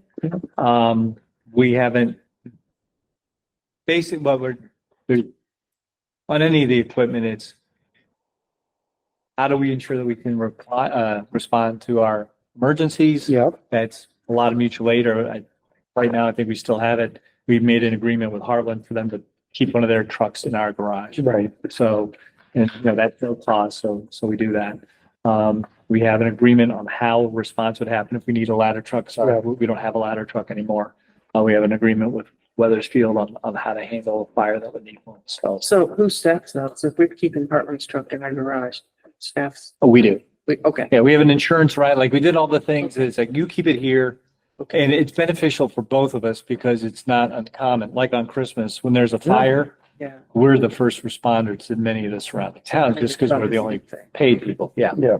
Yeah. And that's kind of like with Weathersfield, if I understand it right, the idea is get somebody, just a person to drive your ladder truck to us. And we'll take it from there. Don't wait to get a crew. They need to run the truck. So. Good to know. Moving on to public works. The very first line says state grants, highways. That's a grant, but it's a grant that you don't apply for, you just get. It's a formula that the state has based on the miles of roads and stuff that you have, and they send you money. And other than that, the highway department doesn't bring in a whole lot of money. I would say I would gladly give up the $250 on rate permits. That is $10 that we get for a man being a trucking company, and you're supposed to send one of these permits to every single town you're going to drive a truck through in the state. And you got to pay them $10. I don't like signing the ones that come to us. I have to sign every single one and it gets sent back to them. I don't like doing that. And I feel bad because if there's somebody sitting in an office that may be sending out 200 of those things. So, right. Crazy. Too many laws. we need good candidates. A lot of good intentions. And like you say, they don't have a clue as to what the result. They're passing too much, they're too busy passing laws that they don't have time to see if any of them work. That's what a legislator They told me. have almost 800 every year, 800 bills that get generated. Yeah, I know. I mean, it's just insanity. I don't know what in our little state of Vermont, we need 800 potentially new laws coming in every year. They don't happen, of course, and a lot of them are the same thing. And there's 10 people who are introducing the same idea, but like you're saying, it's costing money, constantly costing money. I don't know. In the recreation department, James touched on all the programs they do. Yeah. The only thing, kids can come over here after school and hang around in the gym. There's no fee. If you want to have a membership, you can't use a weight room for free. So you have to have a membership to use the weight room. I think it's $150 a year. You got to pay to play Little League. I probably have the numbers wrong, but when my oldest daughter's with my granddaughters in soccer, I think it was $40. It was 140 where they came from. Oh, yeah. And Summer program's ridiculous, so. there's been discussion, year after year about should those fees change? And it's another one of those things where you're taking money, whatever you want to call it, it's coming, folks, but there's a community benefit, I suppose. Like I would not advocate for trying to make money on the rec programs. When we talk about the fees in the rec department, what we talk about is two levels. Sometimes you have to provide a barrier because capacity is only so much. And when that's the reason we have scholarship programs. So nobody doesn't get in because they don't have money. They may not get in because there's not enough slots. And the other thing is people generally need to make an investment to take it seriously. And there's been plenty of instances where we've given scholarships to like the summer camp program, so the people didn't pay for it and the kids don't show up. And that means that took a slot from a capacity kid. So we assign some sort of, responsibility and it's funny, you charge $1, it makes a difference versus charging nothing, I'm gonna beat up my buck. So they're intentionally very reasonable. Yeah. And I think James is on to something because the only comments I've ever heard about the rec department is from people who don't have kids. Saying it's an expense. Yeah, it's good for the kids. I understand all that, but we're trying to cut everything. Maybe it's time that, talking about same traffic, maybe it's time that the people who use it actually start paying more for the use of it. And that it becomes more self-sustaining. Their concept is that at least the rec department would break even every year, maybe not make money, but at least break even. And so it wasn't an expense to the town.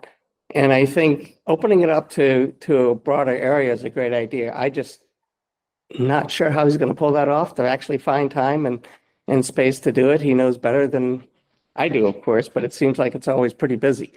But I think from a PR side, it's going to let people know that the rec department is not just for the people's kids that they don't have a babysitter. That's the words that I've heard.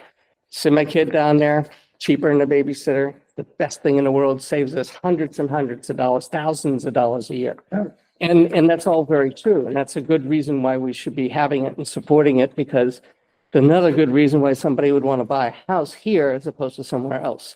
So those are all positive things. And I think if he offers programs for a broader part of the tax base, it's only going to help.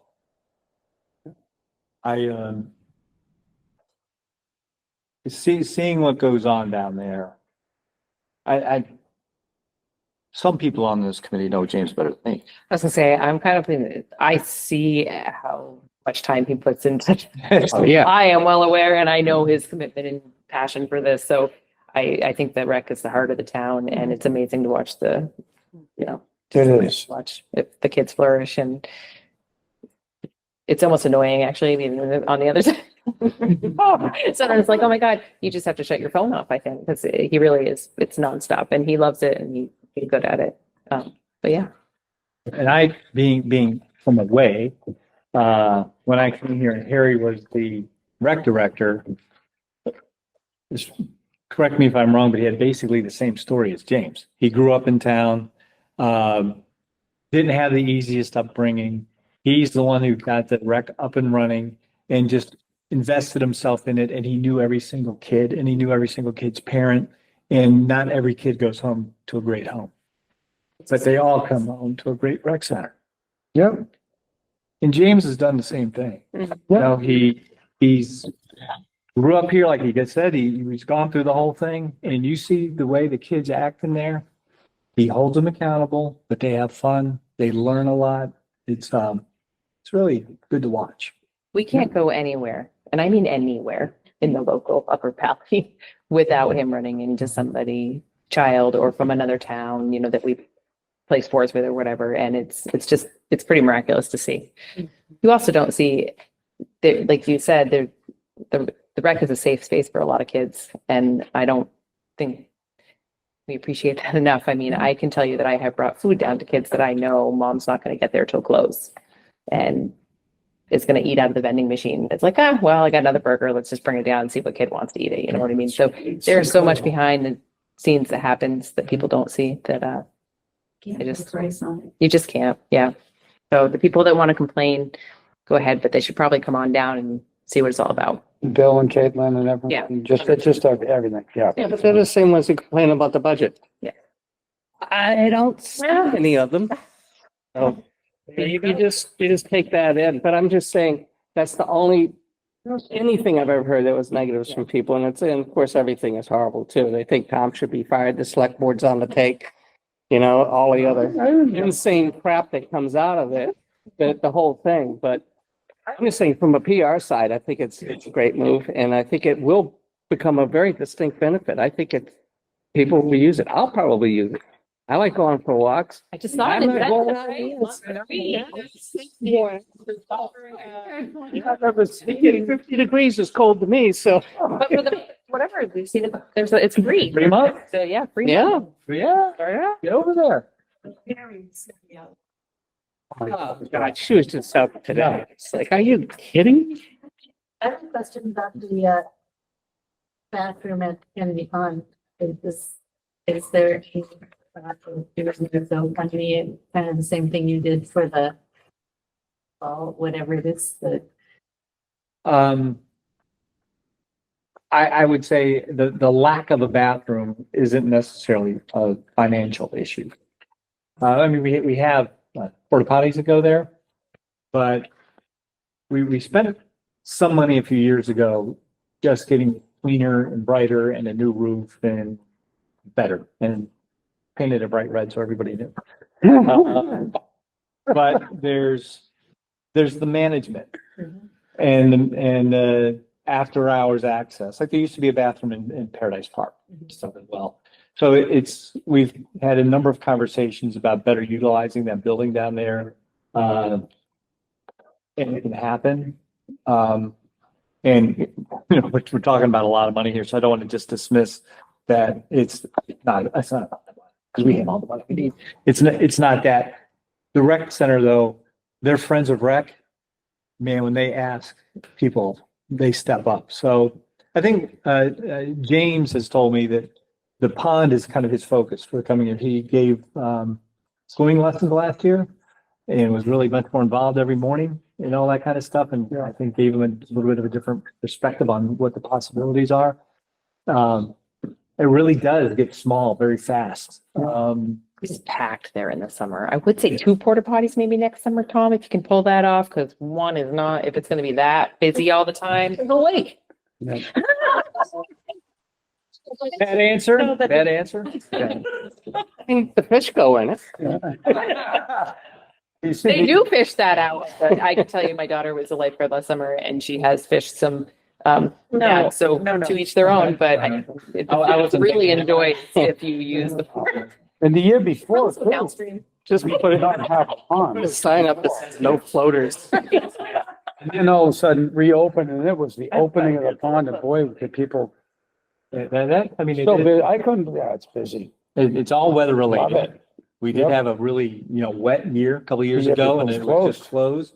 Every so often the water quality comes up, and if I don't know, I'll pick a number, 140 parts per bazillion is Yeah, what you whatever. can't, and ours tests like 9, so it's never even close. Yeah. Unless we have a lot of rain, and then it's all whatever the animals are doing in the woods, washing down and that kind of. So that just points out that it's an amazing resource. It's a clean, facility, but when it gets busy between the parking and the small beach and, things like we added a swing, like a bench swing this Yeah. year. We added picnic tables a couple of years ago. Donated bike racks, those will come in, right?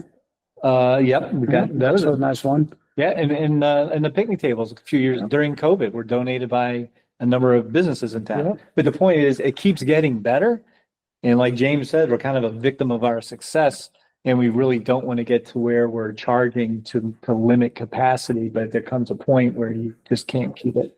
And I do get complaints on occasion that why do I see all the out of state tags and I couldn't get there today? There was no place for me to park. And like he said, it's not the locals that give him trouble. Yeah. Yeah. That's where the police often come. Mhm. They just deal. Yeah, and that's that there's an ebb and flow. At least the story James gives me. He'll get one of these kids that has been with him for a long time and ends up going away to college, and you get somebody who's 19 or 20 to come back and be a lifeguard, and they're a little more capable of taking care of a hothead 14-year-old who thinks they know everything. And then sometimes we have younger staff there, and James has to get more involved. The cops, I would say, we go back and forth about the involvement of the cops. At one side, we don't really need them down there. The other times, you really kind of need them down there. So showing up and being friendly is okay until the being friendly isn't working. So, anyway, the other part was just where are we with year-end positions? And there's a page in here that shows how it's fluctuated over years. And, where I say, oh, isn't it great? It works out, pretty close. There's typically from year to year, like I just go down this list here and I go, wow, fiscal 2005, they ran a $370,000 surplus. What the heck was that all about? Well, they sold the old town hall. So it wasn't anything in the budget. The next year, I forget exactly. There was a particular reason. This is. I'm sorry, I don't have. This, If you go back to the. What page are we on? I'm sorry. What's the back? Or you find the pink piece of paper that says. Don't. Right before the first pink piece of paper, it's the last page. There we go. I will take. Well, I can't say this is because every year I get yelled at for the paginating. Riley's really good at this. Riley was out sick all last week. Didn't really help my cause any. But anyway, found the pink page. There you go. Yeah, we found it. The last pink page in the book? No, there's only the first pink, the last page before the first pink page. How does that? You don't match up, Tom. Okay. We don't have a pink page. First, go to the front. Keep going back until you find a pink page. I see pink pages in four. There's two pink pages, so. Right, there's two pink pages. Okay. There you go. First pink page. Sorry about that. Imagine the frustration of those sitting at home in their living room. Reading it sideways wasn't easy either. There's just a few things that I want to point out in this. When you look year to year, it doesn't really give you a sense of what's going on. The most common thing that can happen is we may get a grant for, say, $100,000 to do something, and the grants are reimbursable. We don't get the money up front. So in one fiscal year, we'll spend $100,000 for the grant, and then we get the money the next year. And so it deficit 1 year, surplus next. That kind of stuff can happen quite a bit. It's something that is kind of note. If you look in fiscal 11, we had a $218,000 surplus. And that was a year that, for whatever reason, we made a whole bunch more money with our ambulance. The market didn't seem to change. We just kept getting busier and busier. So just the way, like, we're sitting here right now talking about a budget that doesn't go into effect for 6 months and doesn't end for 18 months. So by the time we saw what's going on and we decided to make an addition to our ambulance revenue, it got to be 13 and 14. And as fast as it came in, it went away. So nothing really changed in the market. And now we keep it, it's been pretty consistent ever since that. The other thing I want to talk about a little bit is cash flow is brutal for us. We're not allowed to keep a surplus, like retained earnings or whatever you want to call it in business, because we're keeping the taxpayers' money. We can establish a reserve fund, like a rainy day fund, and we can save for capital things. That's why we have those accounts.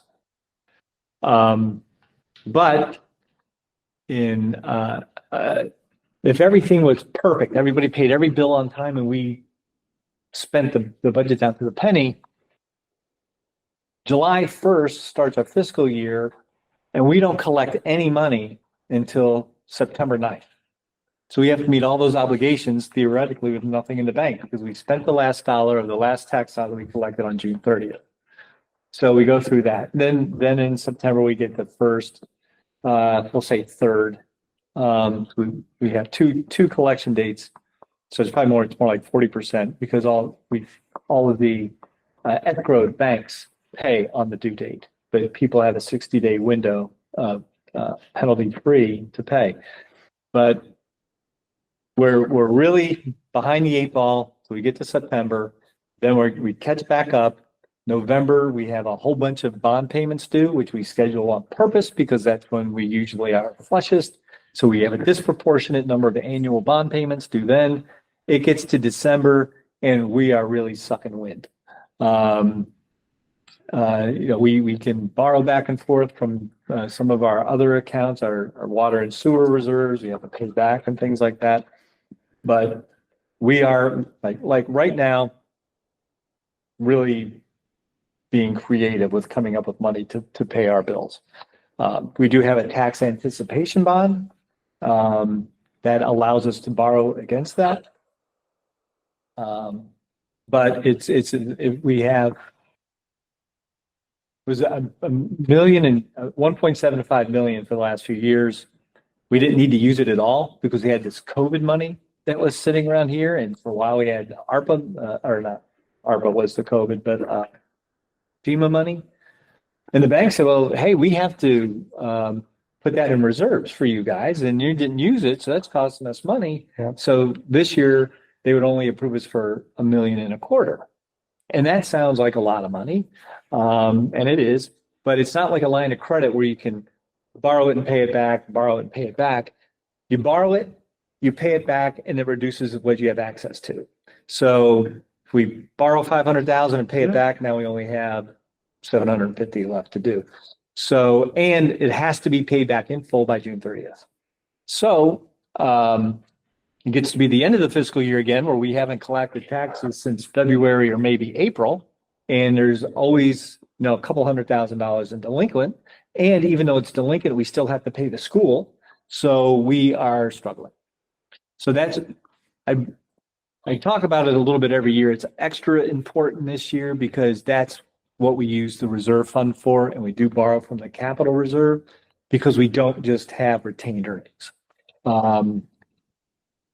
We have to meet our obligations. And there's some numbers here that are in bold, like 8, 9, 10, 11, 12, 13. This is, if you look at the top, it's ambulance accounts receivable and delinquent taxes. And you can see they were kind of constant, and then they both started growing. I got here in 2011, 2012 is when, the budget that, I was responsible for. And that's when, like I said, I'm not an accountant and everything's going fine. But that's because we had all these receivables. Like we weren't doing anything to collect back taxes. We weren't doing anything to collect back ambulance things. And there was a December payroll that I didn't think we were going to make. And I dug into the numbers and found out all this stuff. And that's when we started, writing off the bad debt and got much more aggressive on collecting delinquent taxes and all that kind of stuff. But there's a point, this is more about, as a select board, you need to pay attention. That things were okay. And there was, for those of you who lived here then, it sounds like there was a lot of tumultuous select board activity, town manager turnover, hiring a company to be the town manager because people couldn't get along. And that's somewhat typical out there. The towns will go through those cycles, is when there's upheaval and lack of continuity. I bring that up because, as I think I've made pretty clear, I had 18 months before I retired. And I'm not going anywhere. Like I'm a Windsor resident. We're not selling our house. This is where we want to live. So obviously I would like things to go well. But when you think it doesn't matter, or you want to go after the select board is the vision. The town manager is the implementation. I don't know that the town manager has to have a lot of vision as long as the board does, but you need somebody who knows how to run the things. And I think I've done okay. I mean, I think we're doing okay, but there are things that you just don't see unless you're not paying attention. If you're not paying attention, things can happen and go very bad. And there's nothing more expensive than having your finances go off the cliff. And hiring bad people, whether it's town managers or employees. That's why I have all of the department heads come here. I'm very proud of them all. And I think people understand the respect that they get, not just in the community, but beyond. But they also save us a ton of money, whether it's Bill fixing something or just being very competent in what their discipline is. This is just one example of when you start running up just through lack of oversight, not doing the tax sales that aren't fun, not collecting the revenues, not paying attention to the monthly, statements that are coming through. It doesn't mean I have to do it because I can't read the audit. I don't know what they all mean, but I have people here that tell me what it means. I can write the management discussion and analysis to let you know what all of these numbers mean. Just keep that in mind. This time next year, you're going to be talking about this. Yeah. That's why I put it in there. So so we had some things that went up a bit, recently. 22, we were up to 220. Is that just a fluke? Okay. COVID, okay. Right. And I guess the other parts that it'll be interesting to see how this goes is, the legislature just passed new legislation regarding tax sales. So the way a tax sale works is right now we're in fiscal 25. Taxes officially go delinquent sometime in mid-April. So everybody's had a year to pay almost a year to pay their taxes. In April, they go delinquent. That's when we can send out a delinquent tax notice. That goes out. The way it had been in the past is we have to, go through all of these steps to give them notice, send them a second one, put it in the paper, do all of these things. It takes about 6 months to go to tax sale. So we'll say in 6 months after the delinquent, we go to tax sale. We have an auction. Either the town acquires it because no one bids, or a private entity buys it at auction for whatever the bid is, and they have to put that money in escrow with an attorney. Then the person who originally owned the house has a year to come up with the money to redeem it. And a 1% interest is applied to the balance during that time. So that means somebody who didn't pay their taxes for a year, then had 6 months to try to get it straightened out. And then when they didn't get it straightened out, had a whole year to do it. So you're basically 2.5 years out that the town, and the taxes are still delinquent and accruing through that time. Well, this year, the legislature said, that's not fair. They go delinquent in April, you can't start the process till the following April. Now, just from a humanitarian point of view, I don't know how letting somebody dig a bigger hole, because there's no plan for any relief. It's just you can't collect them yet. So now, a delinquent for 2 years, then 6 months, and then a year. So we're 3.5 years out on somebody who can't pay their taxes. And there are all kinds of stories for why the taxes don't get paid. They can break your heart or it can make you very angry. But it's going to be interesting to see how that goes. And as is put elsewhere with the school budget doing what it did last year, we went from paying the school $850,000 a quarter to 1.1 million a quarter. Because we collect all the taxes and we're mandated to pay them. We have to pay them whether they are delinquent or not. So the bigger the burden gets going to the school, the bigger the delinquency is, the bigger out of pocket the town is, and the worse that cash flow gets. Yeah, and the other side of that coin too, is that the delinquent taxpayer in that 3.5 year cycle can come in one day before and just plop a check. Yeah. And it's also, when it goes to tax sale, property investors are gonna look at, a lot of times will buy these tax sales. I think we're gonna find the town buying back a lot more, because who wants to tie up their money that long at basically nothing?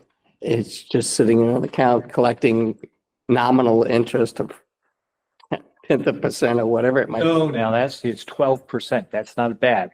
No, that's not that. That's But it's 1%. Yeah, it's 1% per month, right? Okay. But there's also no guarantee of the condition of the property. Exactly. Right. By the time they get it, yeah, from more than the day they bought it 3 years later, probably the property owner doesn't have a lot of incentive to keep it up. So Didn't that come up with, Elizabeth Burrows last, It did. Yes, sir. I don't remember a response.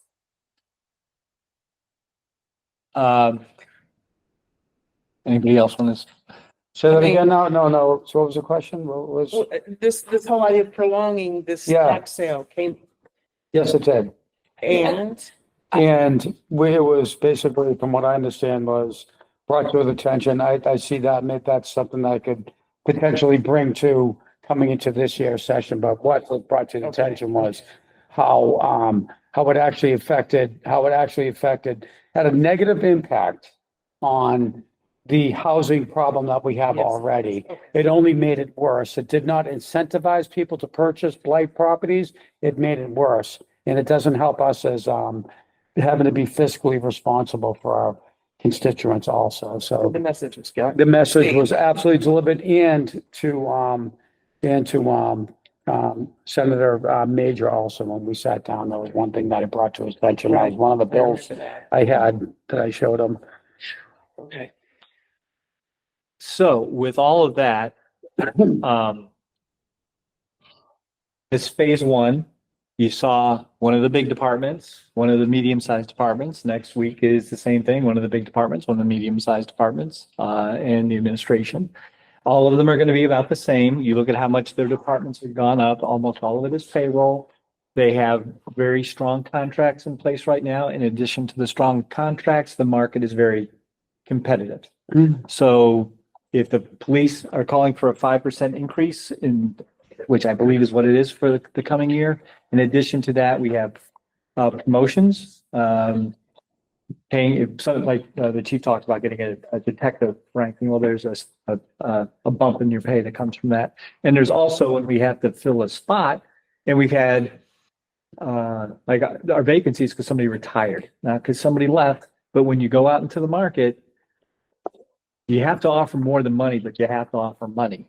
The chief has done a good job of making this a good working environment. People like working here. But if somebody leaves making 75,000 a year, you may have to move them up 3 steps to bring the new person in, just to be competitive. That and like anything else, getting good people is more important than getting a person for the most part. So all of the conversations are going to be like, well, isn't that great service? We really have nice people. They do great work. Where can we find money because the taxes are too high? This whole thing started, there's no real money to be found unless you say, I want service. I will say, like James said, he's got some numbers where I think we can trim this back, and every year we can go through this. I know line items. I've talked with all the department heads. Where can we find it when we need it? It doesn't mean necessarily less things are going to happen. It just means that if we have $30,000 in for town hall maintenance, maybe we change that to 20. doesn't mean we're magically gonna have less maintenance. It just means we hope nothing breaks. And sometimes that works and sometimes it doesn't. But as I, pointed out in the executive summary, between funding the capital reserve and the regular reserve and the $140,000 from the 23% healthcare rate, that's where the money is. Mhm.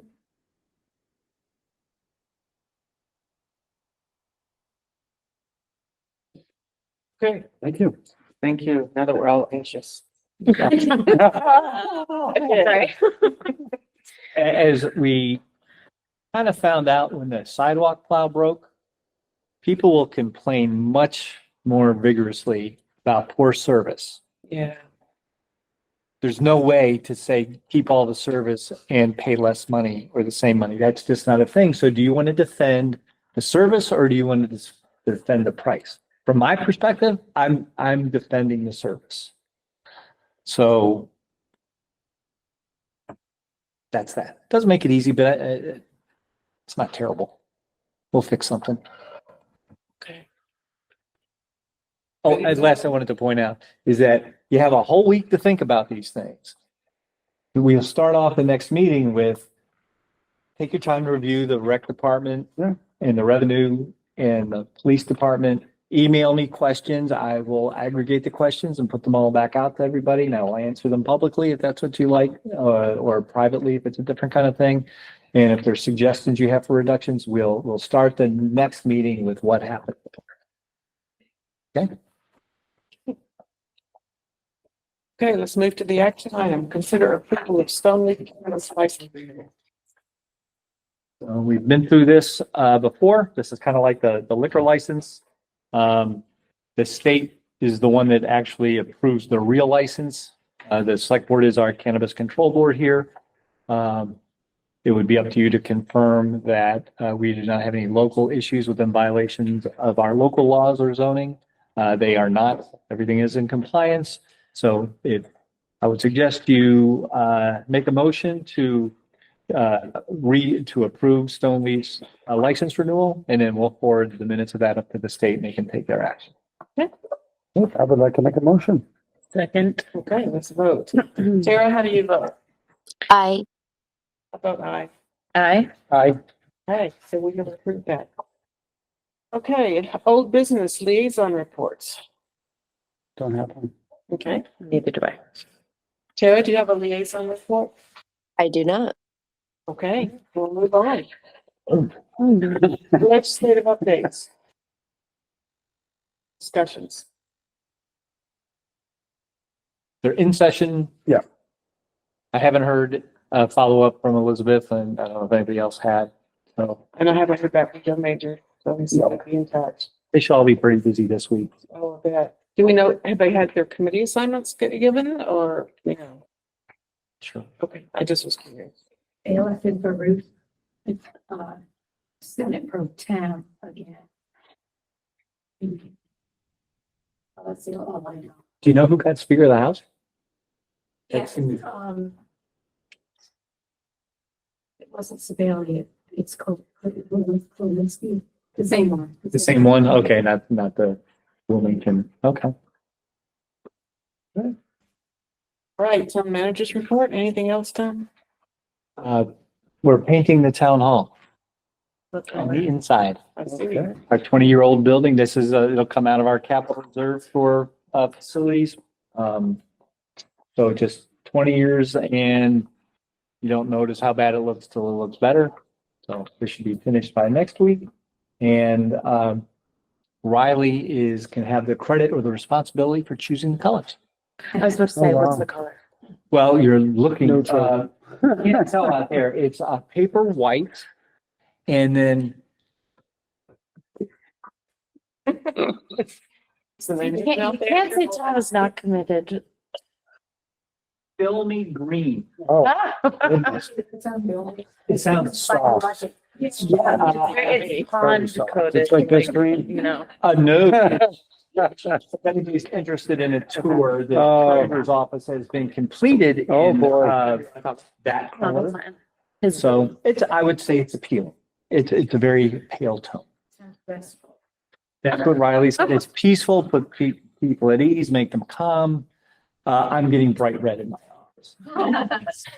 Same color as the Kennedy. Yeah, that building, it's leftover paint. I'm just trying to use it up.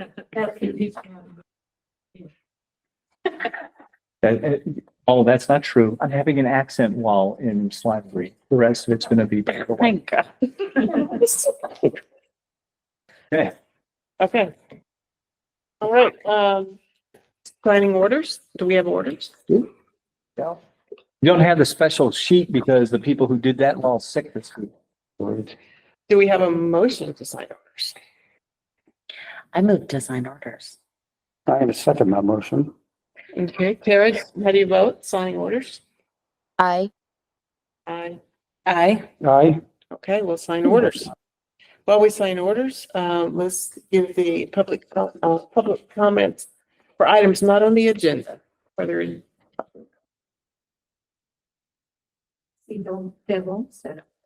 she's taking our minutes. Anything else? Okay, board member comments? I want to thank everyone on the budget committee for coming here and being participating. And I did thank everyone last time, and I'm going to continue to because it's a service to the town much needs. So thank you very much for coming tonight and being a part of the committee. I really appreciate everybody that came. I was really struck by James. I did not realize he's been here for 20 years, and it was like you could tell that he was like you could tell he was reinvigorated, and he was very passionate. Like today, versus I've seen him speak before, and I've worked with him before on things, and I know that the last interaction I had, I didn't even see him, but it was for it was for the Trans Day of Remembrance, and there was an issue with the light, and Mara was like, Davis, I need you to go get James. And James was there, and he came down and he worked out what was going on. Like,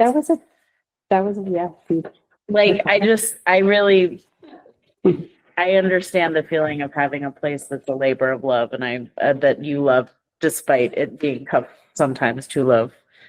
And I don't know what it's, okay, here this is. I'll see you guys next. Yay, James, yay, Rick. And I will never work out in that gym because that's not the kind of person I am, but I do know a lot of people that do. And they I love have it. access to the gym anytime I want, even after hours if I really wanted, and I don't. It's not my thing. It's not my thing. I'm a dancer. I don't know. Thank you. I will thank the police for, oh, no, you guys are commenting, sorry, finish your thing. Oh. Okay. Yeah, I just want to put in another plug for the senior center pop-up that's been happening for the last few months. It's poorly attended. I was there yesterday and did a presentation on advanced directives. We had maybe like 2 people. So I can see somehow that maybe that organization maybe could connect with what's going on at the rec center with these walking people, because I think that would be a good, I don't know how to connect it, but anyway, I just want to put in a plug for that group and say, How are you getting the word out? well, Amanda's doing that. So it comes out in your newsletter, right? Yeah, that's, one, I think there's some social media things which. I think she said she posted it on her website, maybe. I don't know what that meant. So Amanda is, you know, Amanda. Yes. Jordan Smith. Right. She's still Smith. She works at the Resource Center and it's being run by Amanda, and then she's got a cohort there, I believe, that's helping her run it. And I think the Senior Solutions used to be part of it, but they backed out pretty quickly, I think. We did have a case manager from Senior Solutions there yesterday, just popped in. So I wonder if the front porch forum is another way of getting people's attention. Yeah, I don't know what she's doing for advertising. I just see it in tons. Yeah, I don't know. I would suggest you talk to James because not just for that, but. You said you were going to say that before. Is talk to James Talk to about James. something. I think that it's like when you have kids in Little League you know everything that's going on in Little League. You don't have kids in Little League, you don't know anything about it. Right. And I think there are people that use the resource center and know the programs, and there are people that don't even know where the resource center is. The rec center touches a lot of different walks of life, and things from like bone builders, had a class here for a long time. They use the room. There's a lot of different groups that use it. And I'll bet you the rec center Facebook page, and it has more interactions. I think the town Facebook page has 4,000 followers. I bet the rec has at least that. It's way more active. Yeah, I mean, I've encouraged Amanda to publicize it and for her to do that. I'm just gonna attend but we have talked about ways to draw from other groups of people who would be, of the same age and anyway, it's Maybe I Amanda's can connect baby. with Amanda next Wednesday How at the about- blueprint meeting. Oh, see, there you go. See, so I think that would help. I also heard, and this doesn't tie in, but the rumor has it that there's a community nurse possibility. They got funding for that. I felt that too. That'd be, anyway, long story short, I have Yes. to meet with her every Wednesday, so I can maybe mention it to her if you'd like. Why don't you? Because I feel like it's not advertised here. Okay. So I guess that's all I had to say is just to put in a plug for people to come out and we have interesting and helpful discussions. I don't know what else to say. Okay, Tara. I just want to, sorry, my dog's barking. I want to thank the budget committee. Stay healthy. And Tom, would it be, there are some not nice things going around right now. Tom, would I be able to stop by tomorrow and pick up the printed copy of the budget? No. Not to sound better. leave it Yes. outside. There will be a Well, copy. There will be And a what I meant copy. by that is, can I make my husband stop in and pick it up for me? As a husband, I'm not going to say that you can make your husband do anything, but I got a good chance that you can. Your husband did There will everything. be a copy of it outside my office, so it'll be there whether I'm here or not. Okay, awesome. Thank you so much.